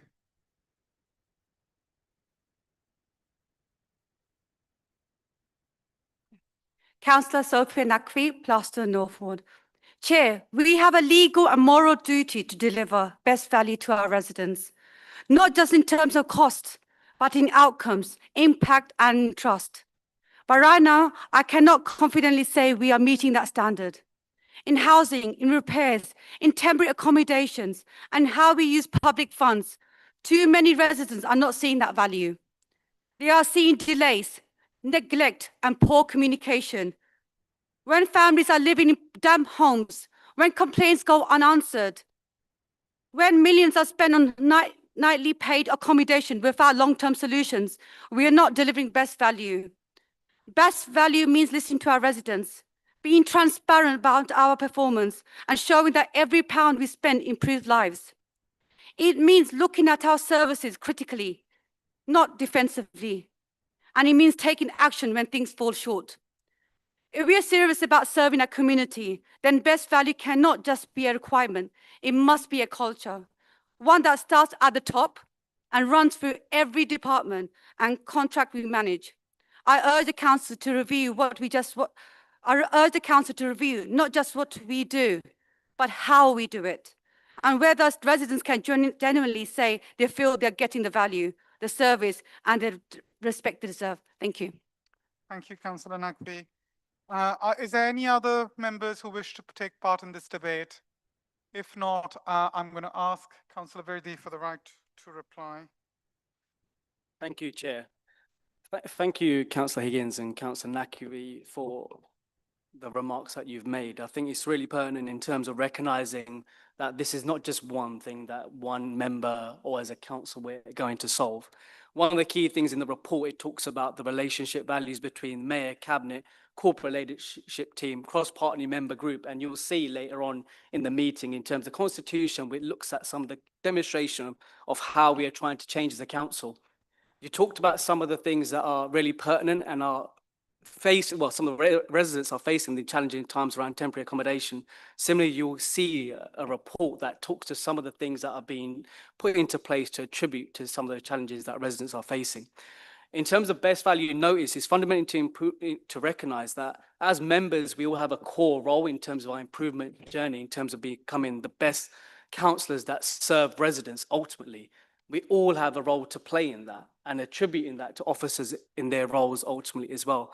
I think it's really important that residents do read the report because it will highlight some of the measures that are being put into place in terms of not just as our role as members, but as officers ultimately to serve you in a better limelight.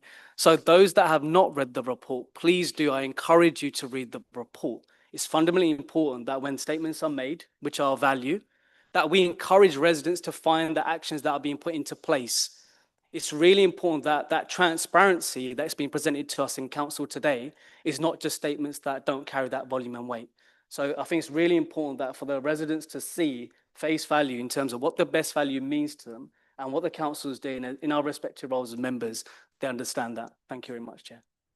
Thank you, Councillor Verdi. Can we now move to the recommendations which are outlined on page 50 of the agenda? All those in favour, could you please raise your hands? All those against? Any abstentions? That's unanimously carried. Thank you very much. This report has been noted. I now move on to item 16, which is the Constitution Review. The report is outlined from page 9 on the supplementary agenda. Councillor Verdi, can I ask you to present this report? You have up to 5 minutes. Thank you, Chair. Colleagues, council and residents that are here today, I just briefly touched upon the best value notice and I will talk about the constitutional review. This is a fundamentally important document that I've had the opportunity to attend only 2 meetings so far in my respective role. But during these meetings, I observed the ongoing review of the Constitution. It's encouraging to see the refreshed and collective approach being taken to ensure the Constitution remains a living and functional document aligned with good governance. The annual review process that we put into place not only reinforces accountability and transparency, but also promotes constructive dialogue among members. We talked about that level of kindness, that level of etiquette, that level of professionalism, which is a key part of the Constitution evolving for the needs of residents of Newham. I found that level of engagement and mutual respect in these discussions to be particularly commendable, and I commend the colleagues across the cross-working parties to be joined in those discussions. It's clear that the intent to maintain a constitution that is both robust and responsive to Council's evolving needs is fundamentally important. I formally move this report. Thank you, Chair. Thank you very much, Councillor Verdi. Do I have a seconder, please? Councillor Ruiz, you have up to 3 minutes. Okay, thank you very much.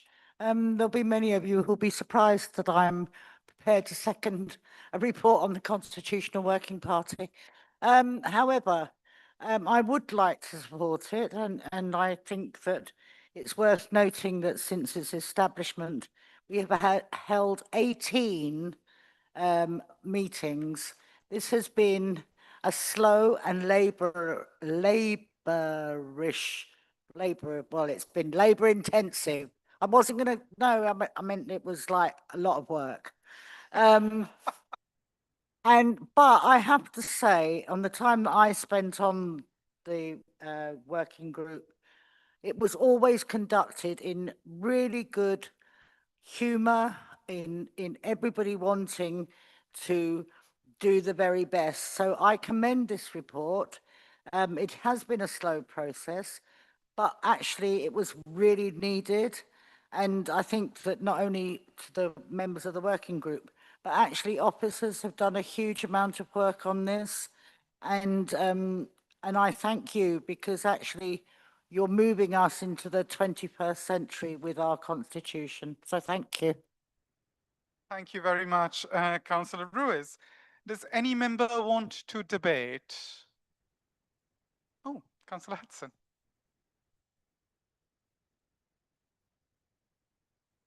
You have 3 minutes, Councillor Hudson.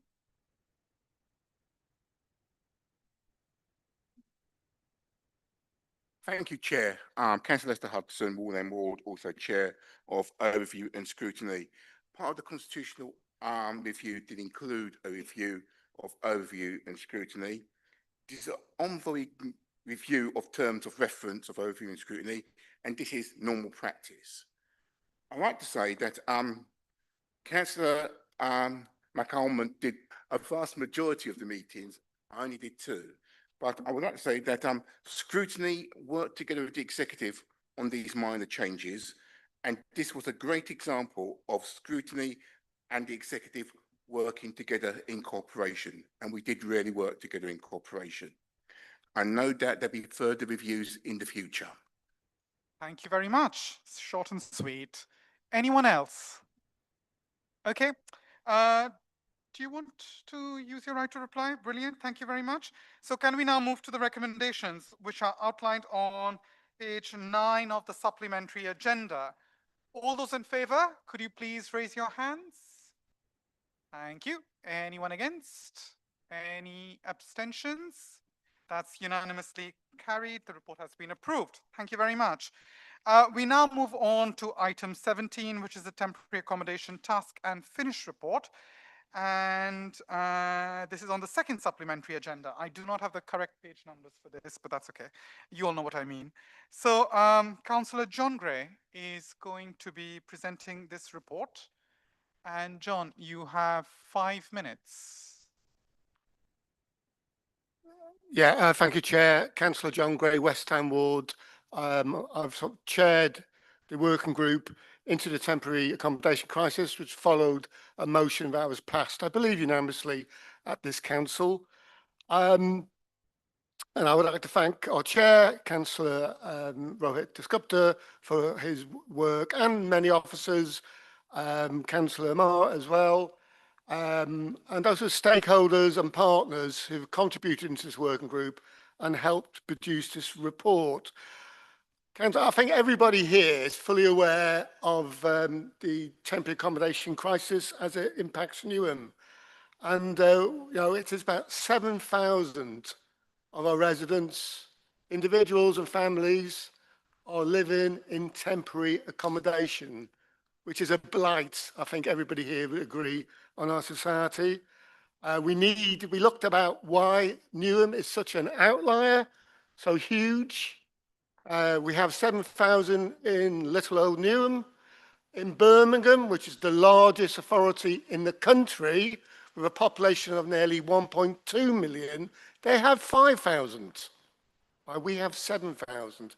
And I'm sure, and I do understand the problems that 5,000 has caused the finances in Birmingham, which you are probably aware is in special measures.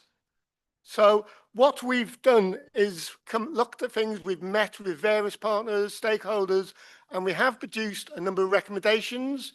Newham has recently improved the way it actually processes and deals with temporary accommodation, which is great.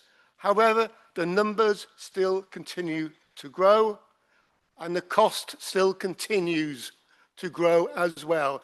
And elsewhere in the Best Value report, I think we are spending about 20% of our income on temporary accommodation, and this is unsustainable. So something has got to change.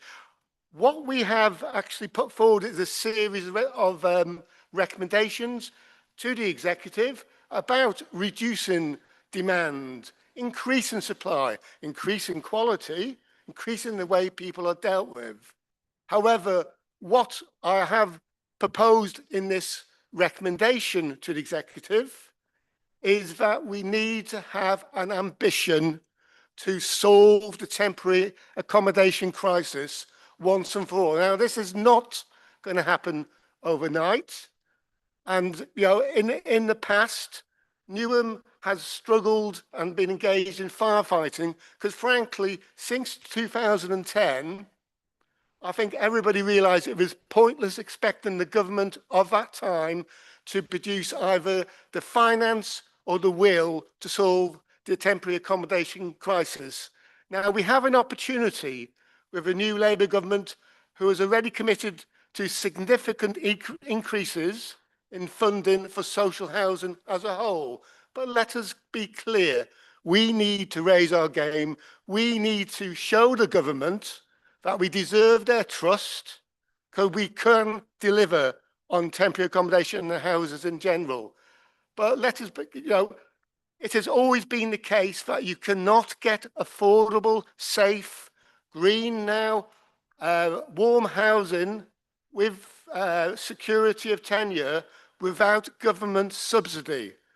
Now, it used to be in this country that governments of all political natures, all political colours, accepted that there was a duty of the state to adequately house all its people.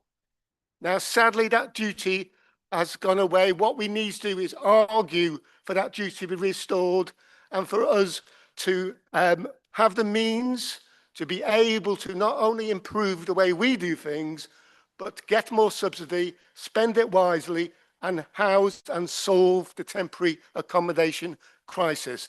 That's why in this report I recommend we have a year from now to come out with a 10-year ambition, a 10-year plan, a costed plan. We've got a year to do that, to take to the government. This is what we're going to do. This is what we're going to improve. But we need subsidy. We need help.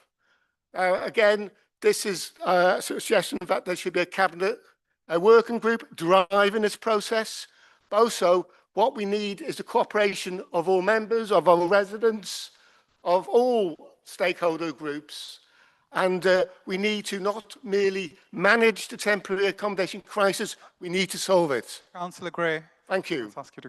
Thank you. Do I have a seconder, please? Yes, Councillor Verdi. Have up to 3 minutes. Thank you, Chair. Thank you to Councillor Gray for formally introducing this report, and Councillor Dasgupta for being on the working group as well. Look, one of the most pressing issues for Newham is the temporary accommodation crisis, and solving this challenge is no easy feat, along with the best value notice that's being presented to us as a council. Ultimately, I want to give a bit of context around why this report came to council and why is it here in terms of demonstrating to residents that this challenge is no easy feat. Working with stakeholders within the private rental sector, the national government, in the announcements that Councillor Gray just mentioned, are going to be attributing factors as how we demonstrate this level of change to help support the residents of Newham. The sheer volume of households within Newham is a compounding issue of over 40,000 applicants that are currently in the general housing register list. This crisis is obviously unique to Newham in its scale and vast challenge that we've got. One of the key main drivers for this is one of the things that we are seeing with the end of the right within the private rental sector. I had a meeting with the Landlord Forum and had many landlords come to the session last week and talked about the level of support and commitment we need from them and some of the incentives that we are providing to them to bring forward homes that support with the level of crisis that we are facing. One of the other key drivers for temporary accommodations is with families that are now able to accommodate the needs. And this is a new, and I suppose one of the bigger challenges that we are facing now as a council. All the work that's being put into place is no easy feat, and I do commend officers and obviously some of the work that's being put into place when it comes to the homeless prevention programs and response that's going to provide relief ultimately to residents to ensure that they don't end in a path of homelessness. We've gone from being one of the worst performing councils to one of the best and outliers in the country. And that is testament to the work that's been put into place by not just myself, but predecessors before me. Ultimately, the homeless prevention program attributes to ensuring that those don't end up in temporary accommodation and in other circumstances which don't provide sustainable accommodation for their needs. I do welcome the announcements by the government in terms of the review of ensuring that there's investment in affordable homes over the next period of the 10-year cycle, and ultimately the commitment to build more homes. We have to stem the flow of demand that comes to the door, but ultimately ensuring the fact, like the Mayor mentioned earlier on, the opportunity that's providing to upskill our residents, to ensure the fact that they have their level of income, have the affordable opportunities to access homes is fundamentally key. Local councils are spending nearly £4 million on temporary accommodation, and this just highlights the level of the macro challenge that is not just unique to Newham, but across all London councils. In my respective role, I'm having regular meetings with London councils, and we continue to work on the challenges that is needed, not just amongst ourselves as Newham, but across the country. I welcome, obviously, the information that's being shared by members and obviously this task and finish group. Thank you to finish. Thank you very much, Chair. Thank you. Thank you very much. We move to the debate. Does any members wish to speak? Councillor Keeling? And then Councillor Deepakwe. Chair, colleagues, this isn't just a housing crisis, it's a full-scale emergency, and it's been going on for years under this council. Over 7,000 households in temporary accommodation, that's the highest in the country, and it's growing by 50 more families every single month. But while our residents are stuck in mouldy, overcrowded, unsuitable housing, someone is getting rich. Let's be honest, landlords are cashing in on Newham's housing failure. Private providers are charging us eye-watering nightly rates to warehouse families. We're spending £69 million a year, not to solve the crisis, but to keep it going. Every delay, every excuse, Every missed opportunity is more profit for someone who owns too many homes and more misery for people who can't even get one. And this council, you've let it slide. Year after year, you've known and you still refuse to act. Instead, we get reports, task groups, meetings, not homes, not hope. This isn't just neglect. This complicity with a broken system that serves landlords, not residents. The Green Party says that has to end. We have a plan. Buy the supply. Use public money to buy family homes and take them out of the speculative market. Bring empty homes back into use. We know they're there. Use them. Freeze rents, push for rent controls, and stand up to the landlord lobby instead of backing down. And stop demolishing council homes. Fix what we have, retrofit and insulate. Because we cannot fix a housing crisis while feeding the people profiting from it. And let me leave you with this. Temporary accommodation isn't a public service anymore. It's a landlord business model, and this council is paying the bill. That has to stop. Thank you, Councillor Keeling. Councillor Lee Parkway, you have 3 minutes as well. Thank you, Chair. I have wrote a whole speech, but I feel like I need to respond to what I've just heard. As a lifelong resident of Newham, I have to say, Danny, I totally disagree with what you've just said. I hear you, but it's not factually correct. So,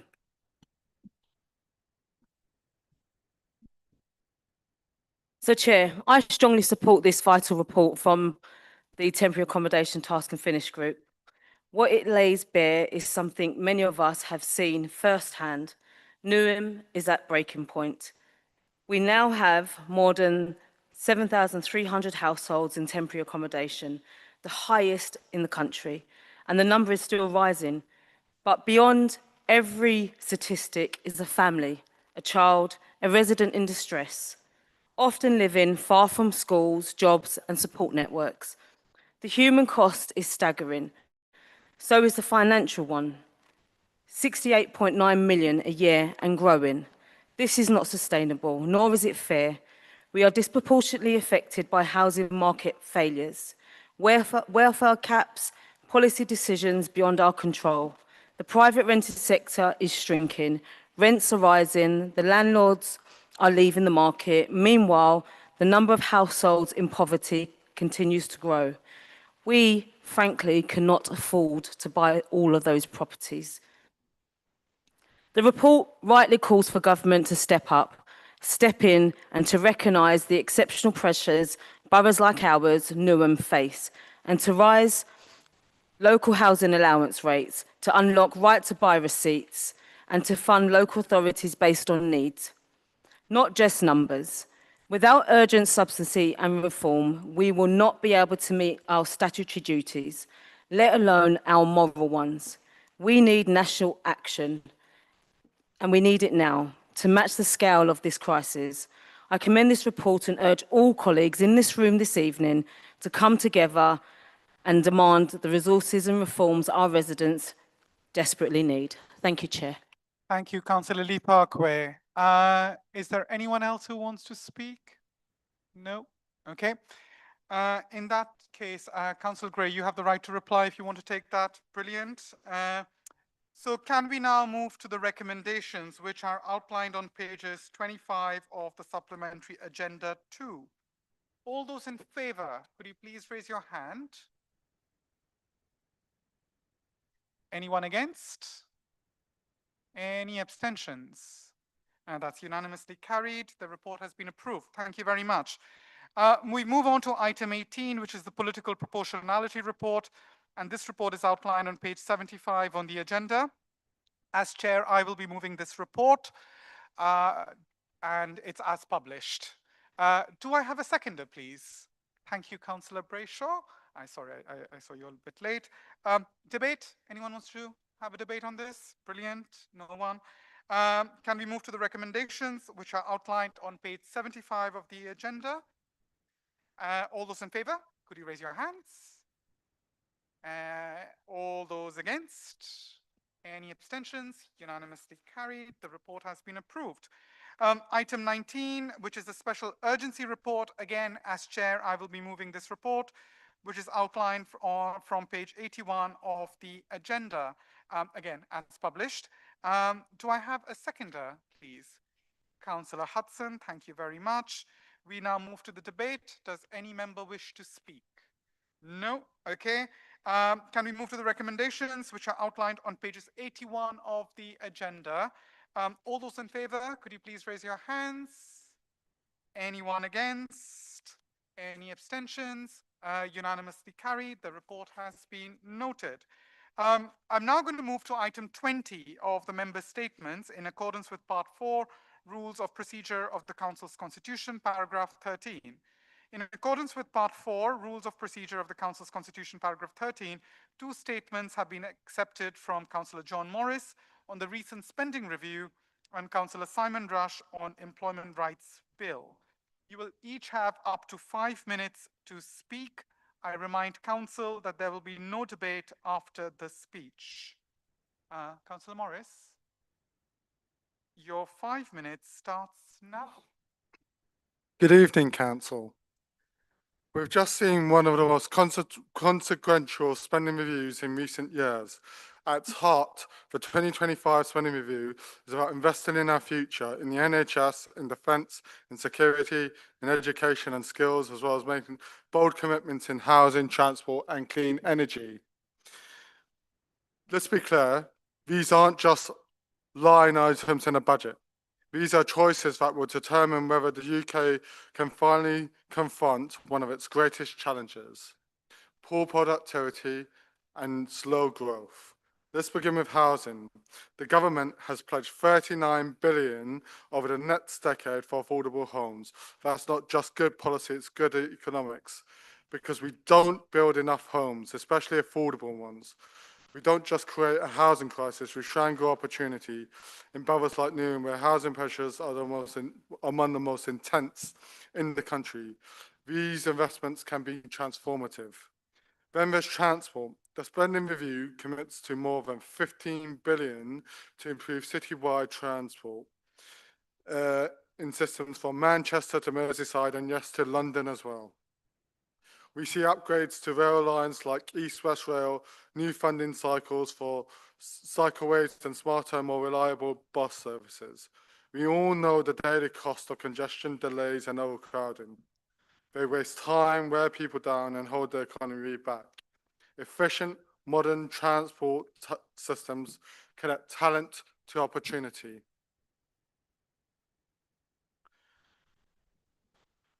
They reduce commute times, boost footfall on high streets, and help small businesses thrive.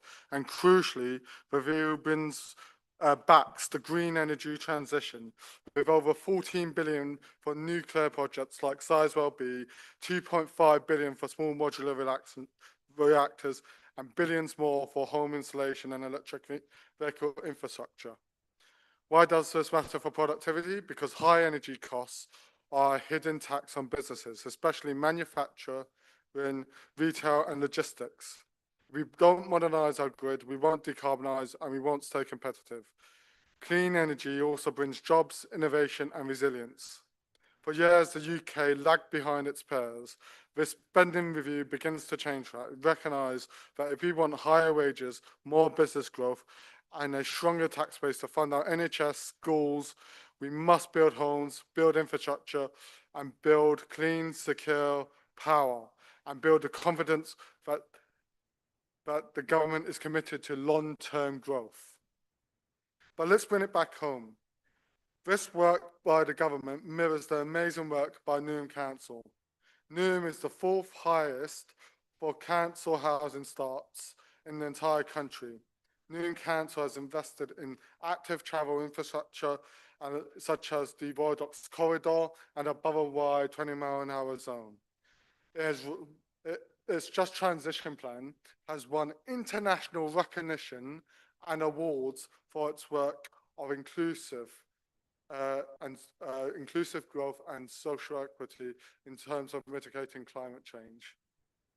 The growth of these investments will deliver the growth the country needs and Newham residents will benefit directly through lower housing costs, lower energy bills, better transport, more jobs, and a greater sense of opportunity. When the country wins, Newham wins. When the Labour Party leads, it delivers. And when the country governs for the long term, both the country and Newham thrive. Thank you, Chair.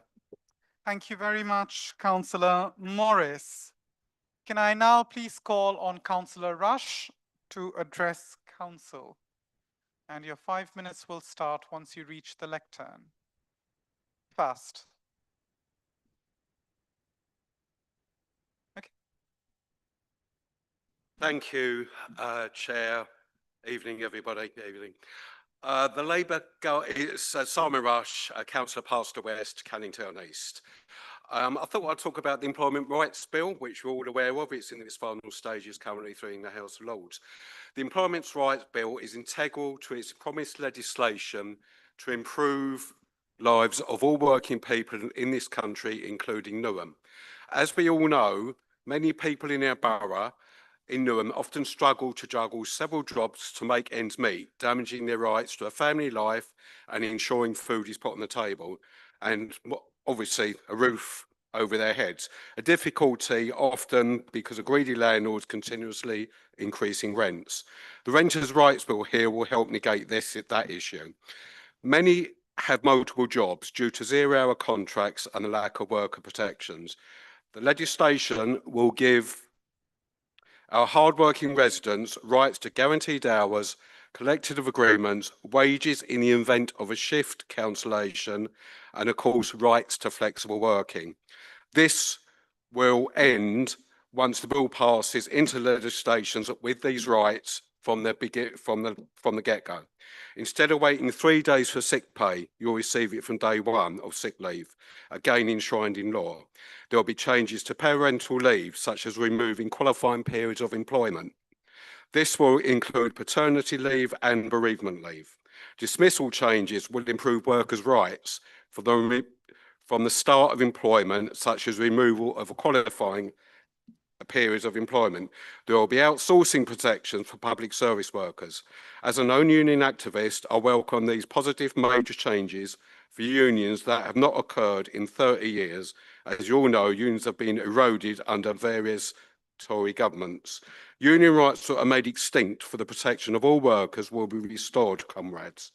Rights to strike, rights to picket, changes to balloting for strike action, and significant recognition agreement changes will all help improve the lives of every worker in this country. This law is what Labour government does. It's there for the workers, not those who have made millions off the backs of honest workers who end up with health problems and poverty-ridden early retirement, often through no fault of their own. Those watching this on our links, please note that the Reform Party voted against a party that claimed a party that claimed it's for the workers. Perhaps Mr. Farage can explain his party's reasoning. If you see him, please ask him. Others claim protection from unfair dismissal, what's sending Britain over the edge. And I believe that was in one of the, I was going to say the Tory graph, but I'll be polite and call it the Telegraph. I beg to differ, as I'm sure you all do. It's not that, it's low pay, zero-hour contracts and bad bosses getting away with it. Well, they won't in the future. Our job as a local politicians is to focus on what we need to do to help our Newham residents, and the new Act will help our local politicians in improving the lives of our Newham residents. This new law, the Employment Rights Bill, will help lift our residents out of poverty, allowing us to build fairer Newham for all. As we focus on local politics, not international politics, and do what's best for Newham residents daily. Thank you. Thank you very much, Councillor Rush. I'm going to move on to item 21, which is motions. There are two listed for consideration for this meeting, namely welcoming the Labour government's extension of free schools meals in the London Borough of Newham, and number two, protecting our young people, our future, support for Zane's Law. Can I also again welcome Kai Gabangbola, who's here with us today. I would remind members of the council's procedure rules. Now, can I just say we've got half an hour, and I'm really keen that we hear both the motions. So if we can please keep our contributions short so we can hear both the motions and vote on them. So I call upon Councillor Thelma Odoy to propose her motion, which is outlined from page 84 on the published agenda. Councillor Odoy, you have up to 5 minutes if you so need it. Your 5 minutes begin now. Councillor Odoy, Councillor for Custom House. I was a student in Newham for my primary and secondary education, and I was eligible for free school meals. This was a huge support to my family, and free school meals, in addition to quality education at Rosetta Primary School, St Angela's Ursuline School, having a safe place to live in Custom House, all of this meant that I could just focus on my studies and the world was my oyster. From this, I ended up going to Oxford University twice, and growing up in the Labour government, this is what it offered me: education. In Newham, our Eat for Free scheme has also supported a lot of my friends, families, neighbours. We have the longest running universal primary school scheme in the country, and we are really leading the way on this, and we can see the impact on our children. Not only the immediate impact of children in classrooms, concentrating better, focusing, engaging in lessons, but also the more long-term impacts, the career progression and the social mobility.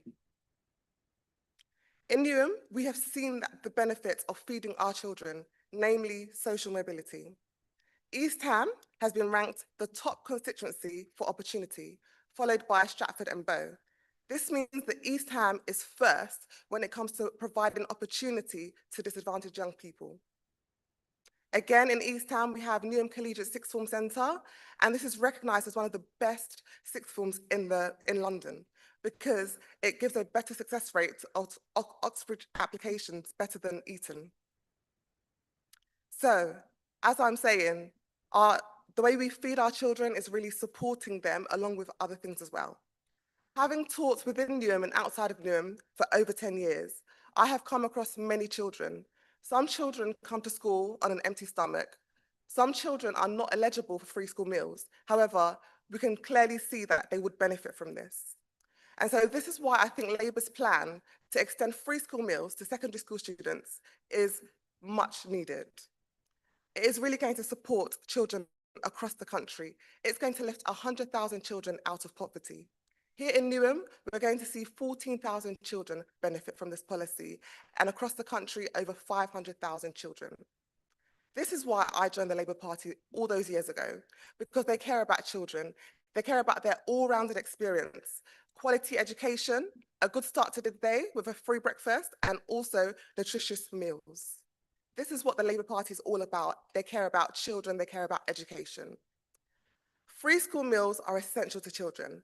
And this is why we're calling the council to collaborate with schools to actively encourage uptake of this extension of the free school meals offer, which is going to be available from the start of the 2026 school year.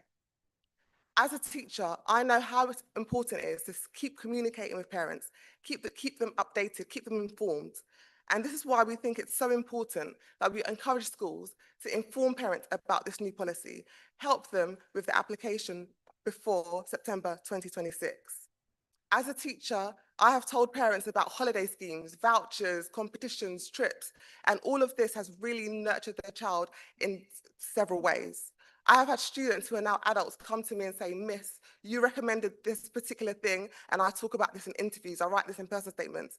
So we need to encourage our schools to talk to the parents, to apply for this before September 26th. So today, Council, I urge you to please support this motion. Thank you.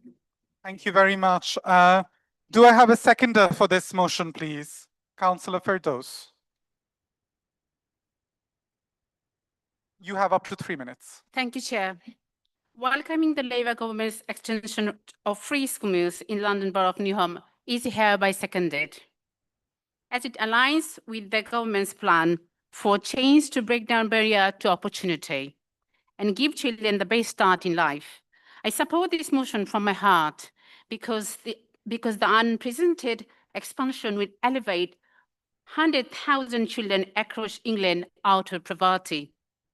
Providing children with access to nutritious meals during the school day not only leads to high academic achievement, improved behavior, better overall outcomes, also ensure they receive the best possible education and opportunities to succeed in both work and in life.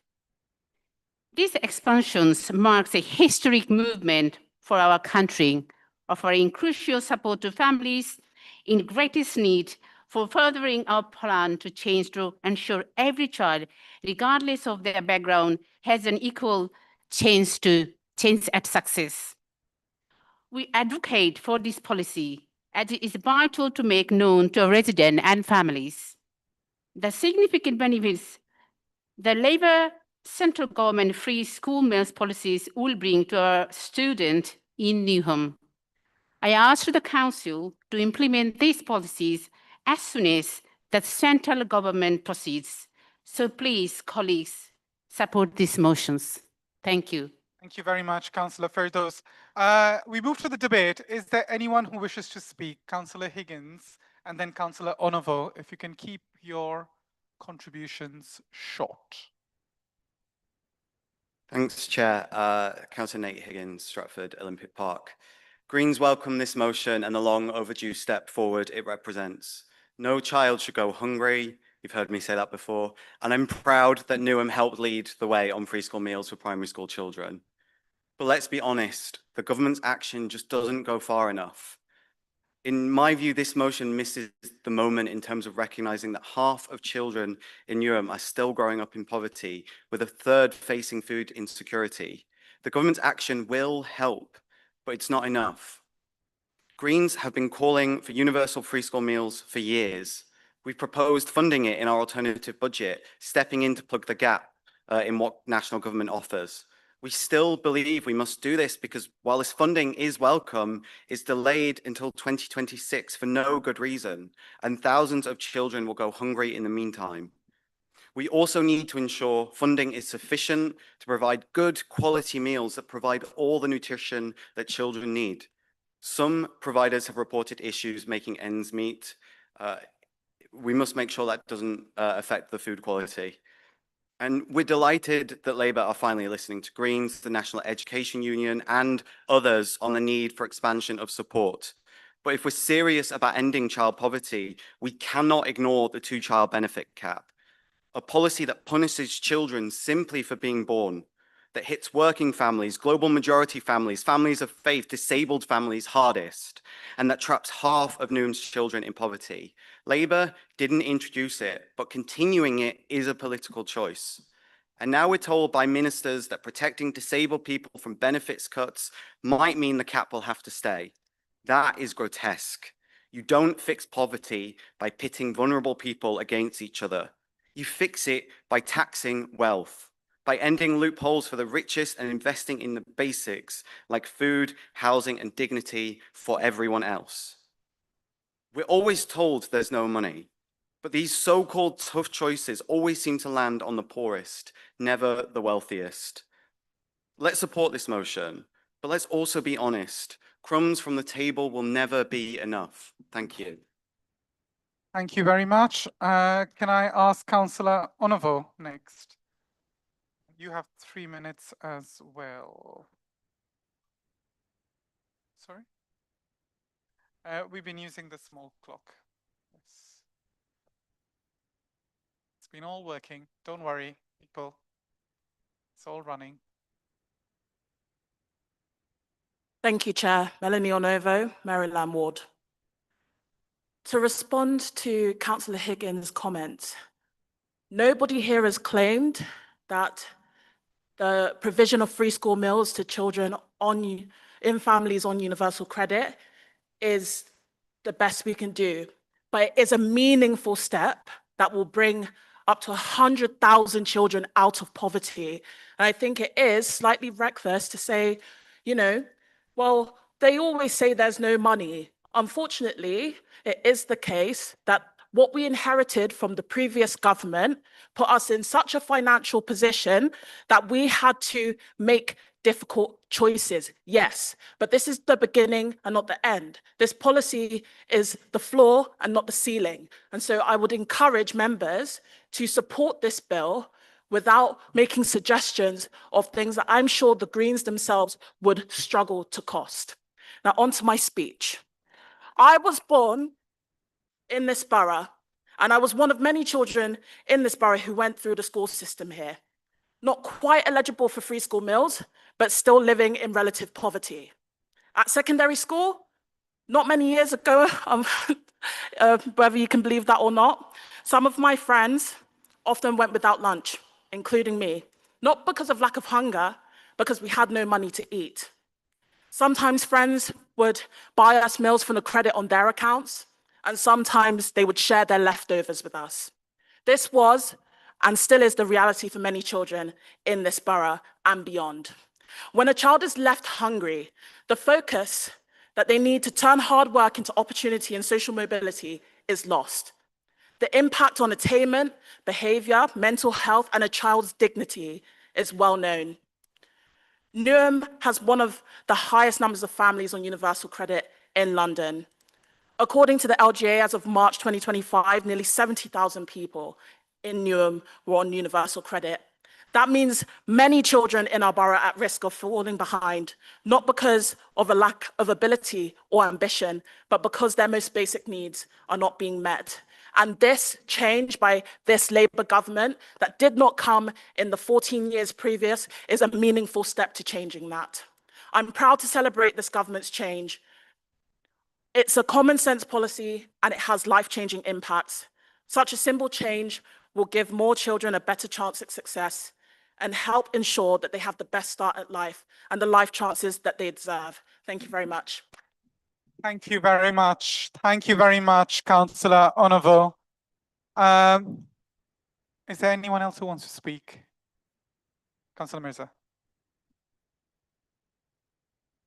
And you have 3 minutes as well. Yeah, sure. Thank you, Chair. Labour don't care about the children. Labour have introduced and extended 2-child cap benefits. And let me tell you one thing. Yes, Newham has lead and they've been running the free school meal for primary school for a very long time. I think they're one of the first boroughs started in London, but it wasn't this administration. It was from the last administration, Robin Wales, who introduced it.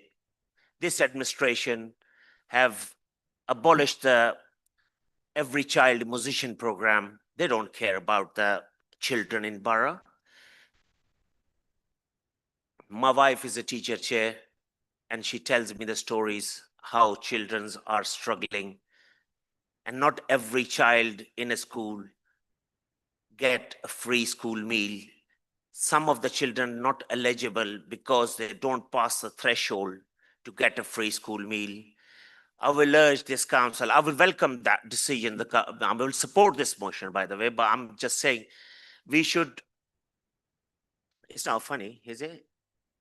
I'm asking this council, we already had the funds. We were funding the primary school children before and allocate those funds to the secondary school children free school meals.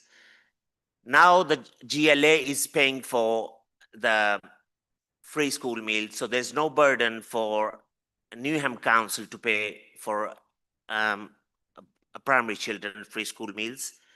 And when it says there's no cost, there's no budget, when we got money to increase our defense budget for 13.5 billion, we got a money to send to fund the war in Ukraine. I'm sure we got some money to feed our children here. If the Labour cares, they should be funding the councils properly. For last many years, we've been hearing from this council chambers, oh, we've not been funded properly because, oh, it's been Tory government. But now you got no excuse. You got a Labour government in power. So I'm asking to include in that motion as an amendment to free school meal for the secondary school children as well. And yeah, that's it. I support this motion. Thank you. Okay, thank you, Councillor Mirza. I've just been advised by the monitoring officer that we will need to move to the next motion soon. We had 15 minutes allocated for this. So I'm going to ask Councillor Odoy for the right to reply. Yes. So Councillor Odoy, you have the right to reply. Thank you very much. I'd like to thank you all for your remarks. I'm glad that we all agree that no child should go hungry, and we all agree that this is a meaningful step forward. We're really glad that the Labour government is extending this from primary school students to secondary school students, and more students are going to be eligible for this. Students whose parents are in receipt of universal credit. So we're very glad. And also, one thing to say is that this policy is very well costed under the core schools and 16 to 19 education budget. So we are confident that this is going to support a lot of children and lift 100,000 children out of poverty. Thank you. Thank you very much, Councillor Odoy. We will now move to the vote. So all those in favor, could you please raise your hand? All those against? Any abstention?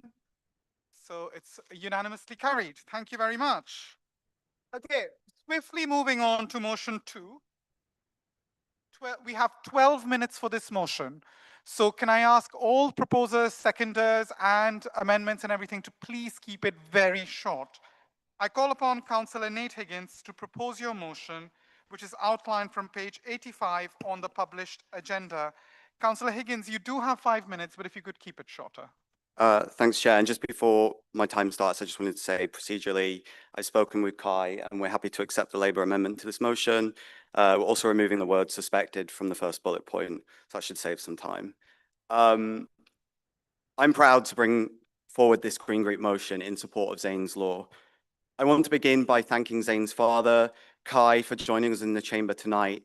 Please, colleagues, when this meeting ends in just a few minutes, just go and speak to him to hear about his son, Zane. I know that you will be inspired to act just like I was. Kai has spent the last decade campaigning with strength and dignity following the tragic death of his 7-year-old son. Zane died in 2014 after floodwater carried hydrogen cyanide gas into his family's home from a nearby contaminated site. Kai was also severely affected, left paralyzed. And yet, from the worst possible pain, he and his family have built a remarkable campaign to ensure no other family ever has to go through what they did. Zane's Law is a call for justice, but even more so, a call for prevention. It's about ensuring that the risks posed by contaminated land are identified, addressed, and communicated before lives are put in danger. It's also about truth. Zane's family have had to fight daily to expose the truth about what happened. And like so many times before, where there is a campaign for justice, you will find the trade union movement backing them to the hilt. I want to thank the Fire Brigades Union for their role in bringing Zane's truth to light. Zane's Law would empower councils to protect our communities. It calls on national government to provide the powers and funding we need to test land, clean it up, and ensure proper oversight when development happens. And most crucially, it makes clear that the cost of that work should not fall on communities. It must follow the polluter pays principle. It is not sustainable for local people to carry the burden of remediating land while those who profit just walk away. All right, I can't wait to start my own family, but that day hasn't come. But I did have the privilege yesterday of meeting my newborn nephew. Like so many who have welcomed children into their families, the love that I already feel for him it's indescribable. We know it is one of the most natural human instincts to want to do everything possible to protect our children. But Zane's parents, Kai and Nicole, were not given the information they needed to protect their son. That is wrong. Zane and his family were let down, and we cannot let this happen again. But this campaign is gaining real national momentum. In June, a parliamentary summit brought together campaigners, unions, and politicians from across the spectrum.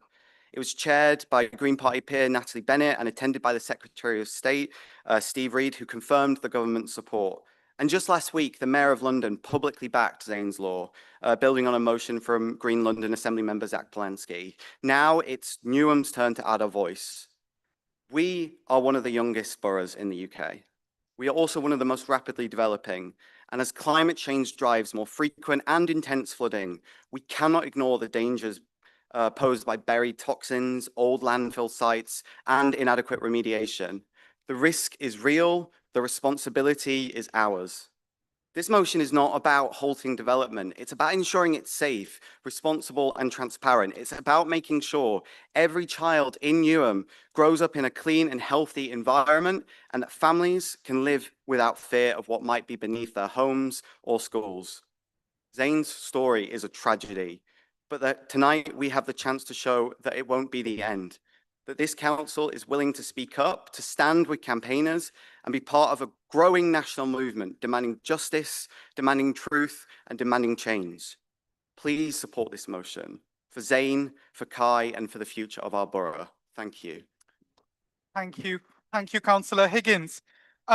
Just before Councillor Keeling comes in, because Councillor Higgins has accepted the amendment, the motion as amended has now become the substantive motion for debate. Councillor Keeling, you're seconding this. I believe my colleague has said pretty much everything that needs to be said. I just would like to ask if all my colleagues would give a massive round of applause for Kai and the amazing work that he's been doing with this campaign. Thank you, Councillor Keeling. Does anyone wish to debate? And you will have 3 minutes. I will not be able to take so many people, so we've only got 7 minutes. So I will only take Councillor Whitworth, and I will take Councillor Lee Parkway. And if we have time, we will take you, Miraj. If you could all keep it to 1 minute. Oh, and Councillor Naqvi. So we will see how it all goes. 1 minute each. Thank you, Chair.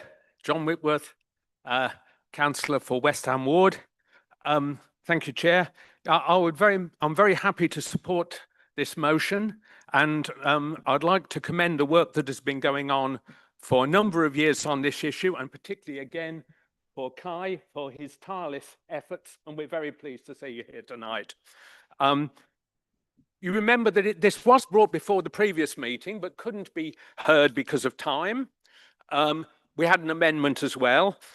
There wasn't any consultation on this, unfortunately, as promised, but nonetheless, our first part of our amendment was accepted in tonight's motion, and now you've accepted the second part. So we welcome this collaboration. We say that this law is very necessary in the country. In Newham, we believe that we've got very good records for the land, as mentioned in the motion, in fact, and strict rules for construction on land, which has to be tested and remediated if there's any contamination. Councillor Whitworth, Parts of the country. I'm going to have to stop you because we said 1 minute. Very happy. 1 minute, that's it. Thank you very much, Councillor Whitworth. Councillor Lee Parkway, you've got 1 minute as well. Thank you, Chair. I support the amended motion on Zane's law because no family should ever endure what Zane's family did. Zane was just 7 when he died. His family missed out on what he may have become. But tonight we have an opportunity to honour his legacy. His father was left paralysed. This was a preventable tragedy. Zane's law would strengthen protections, ensuring contaminated land is made safe, and promote transparency. This motion rightly focuses on local education awareness while joining national calls for reform. We must support this campaign so no family face such loss again. Let Zane's memory lead to justice and change. Lastly, I thank Zane's father, Kai, for being here tonight. I urge all my colleagues to support this motion. Thank you, Chair. Thank you very much. Councillor Patel, you've got 1 minute as well. Thank you, Chair. First and foremost, can I thank Zane's dad, Mr. Bangbola, for being here. He went to Trinity School, as did many of my family, so I look forward to speaking with him later on that particular note. I share the concern to protect children's lives from possible dangers from contaminated land and ensure that there is funding to ensure that what happened to Zane never happens to any child ever again. I'm reassured in Newham and also wider London, we do not have any realistic danger from contaminated land. This includes allotments, parks, green space, etc. This has been supported by a recent article in The Guardian. I say recent, but my speech was written back in April, so a few months back. This Labour administration is really committed to registering any contaminated land, and as a part of my role as a chair of East London Waste Authority, we continue to monitor this. Thank you very much. Thank you very much. Councillor Naqvi, you've got 1 minute as well. I fully support this motion backing Zane's law, legislation rooted in safety, justice and a healthy future for our communities. Newham must protect our children from the hidden dangers of contaminated and flood-prone land. These risks are real and growing, especially with a climate-driven flooding. This motion doesn't block development, it strengthens it. It demands transparency, proper environment checks, and gives councils the tools they need to keep people safe. By supporting this, we say clearly, profit must never come before protection. Let's stand with Zane, his family, and every child who deserves the same home. Let's vote in favour. Thank you. Thank you very much, Councillor Naqvi. Councillor Higgins, you've got the right to reply, and if you could also keep it within a minute. Thank you very much. Thank you, Chair, and thanks everyone. 2 minutes 35 till the end of the meeting. 1 minute. Go on, quick. Thanks, Chair, and thanks everyone for your contributions. I'm delighted that there is such widespread support.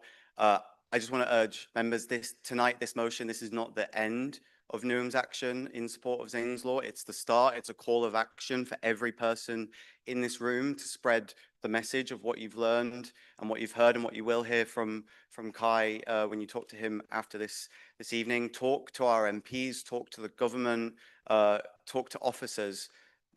This is not the sort of issue that tends to get national headlines, but the risk is real and the damage is real. So take this moment as the start of Newham joining a growing call for change and continue to take action on it. Thank you.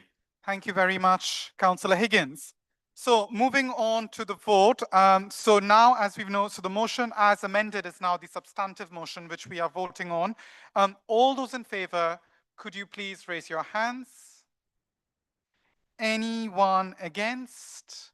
Any abstentions? Thank you. That motion is carried. Okay. So we finally come to item 22, which is conclusion of business. So thank you everyone for attending and watching.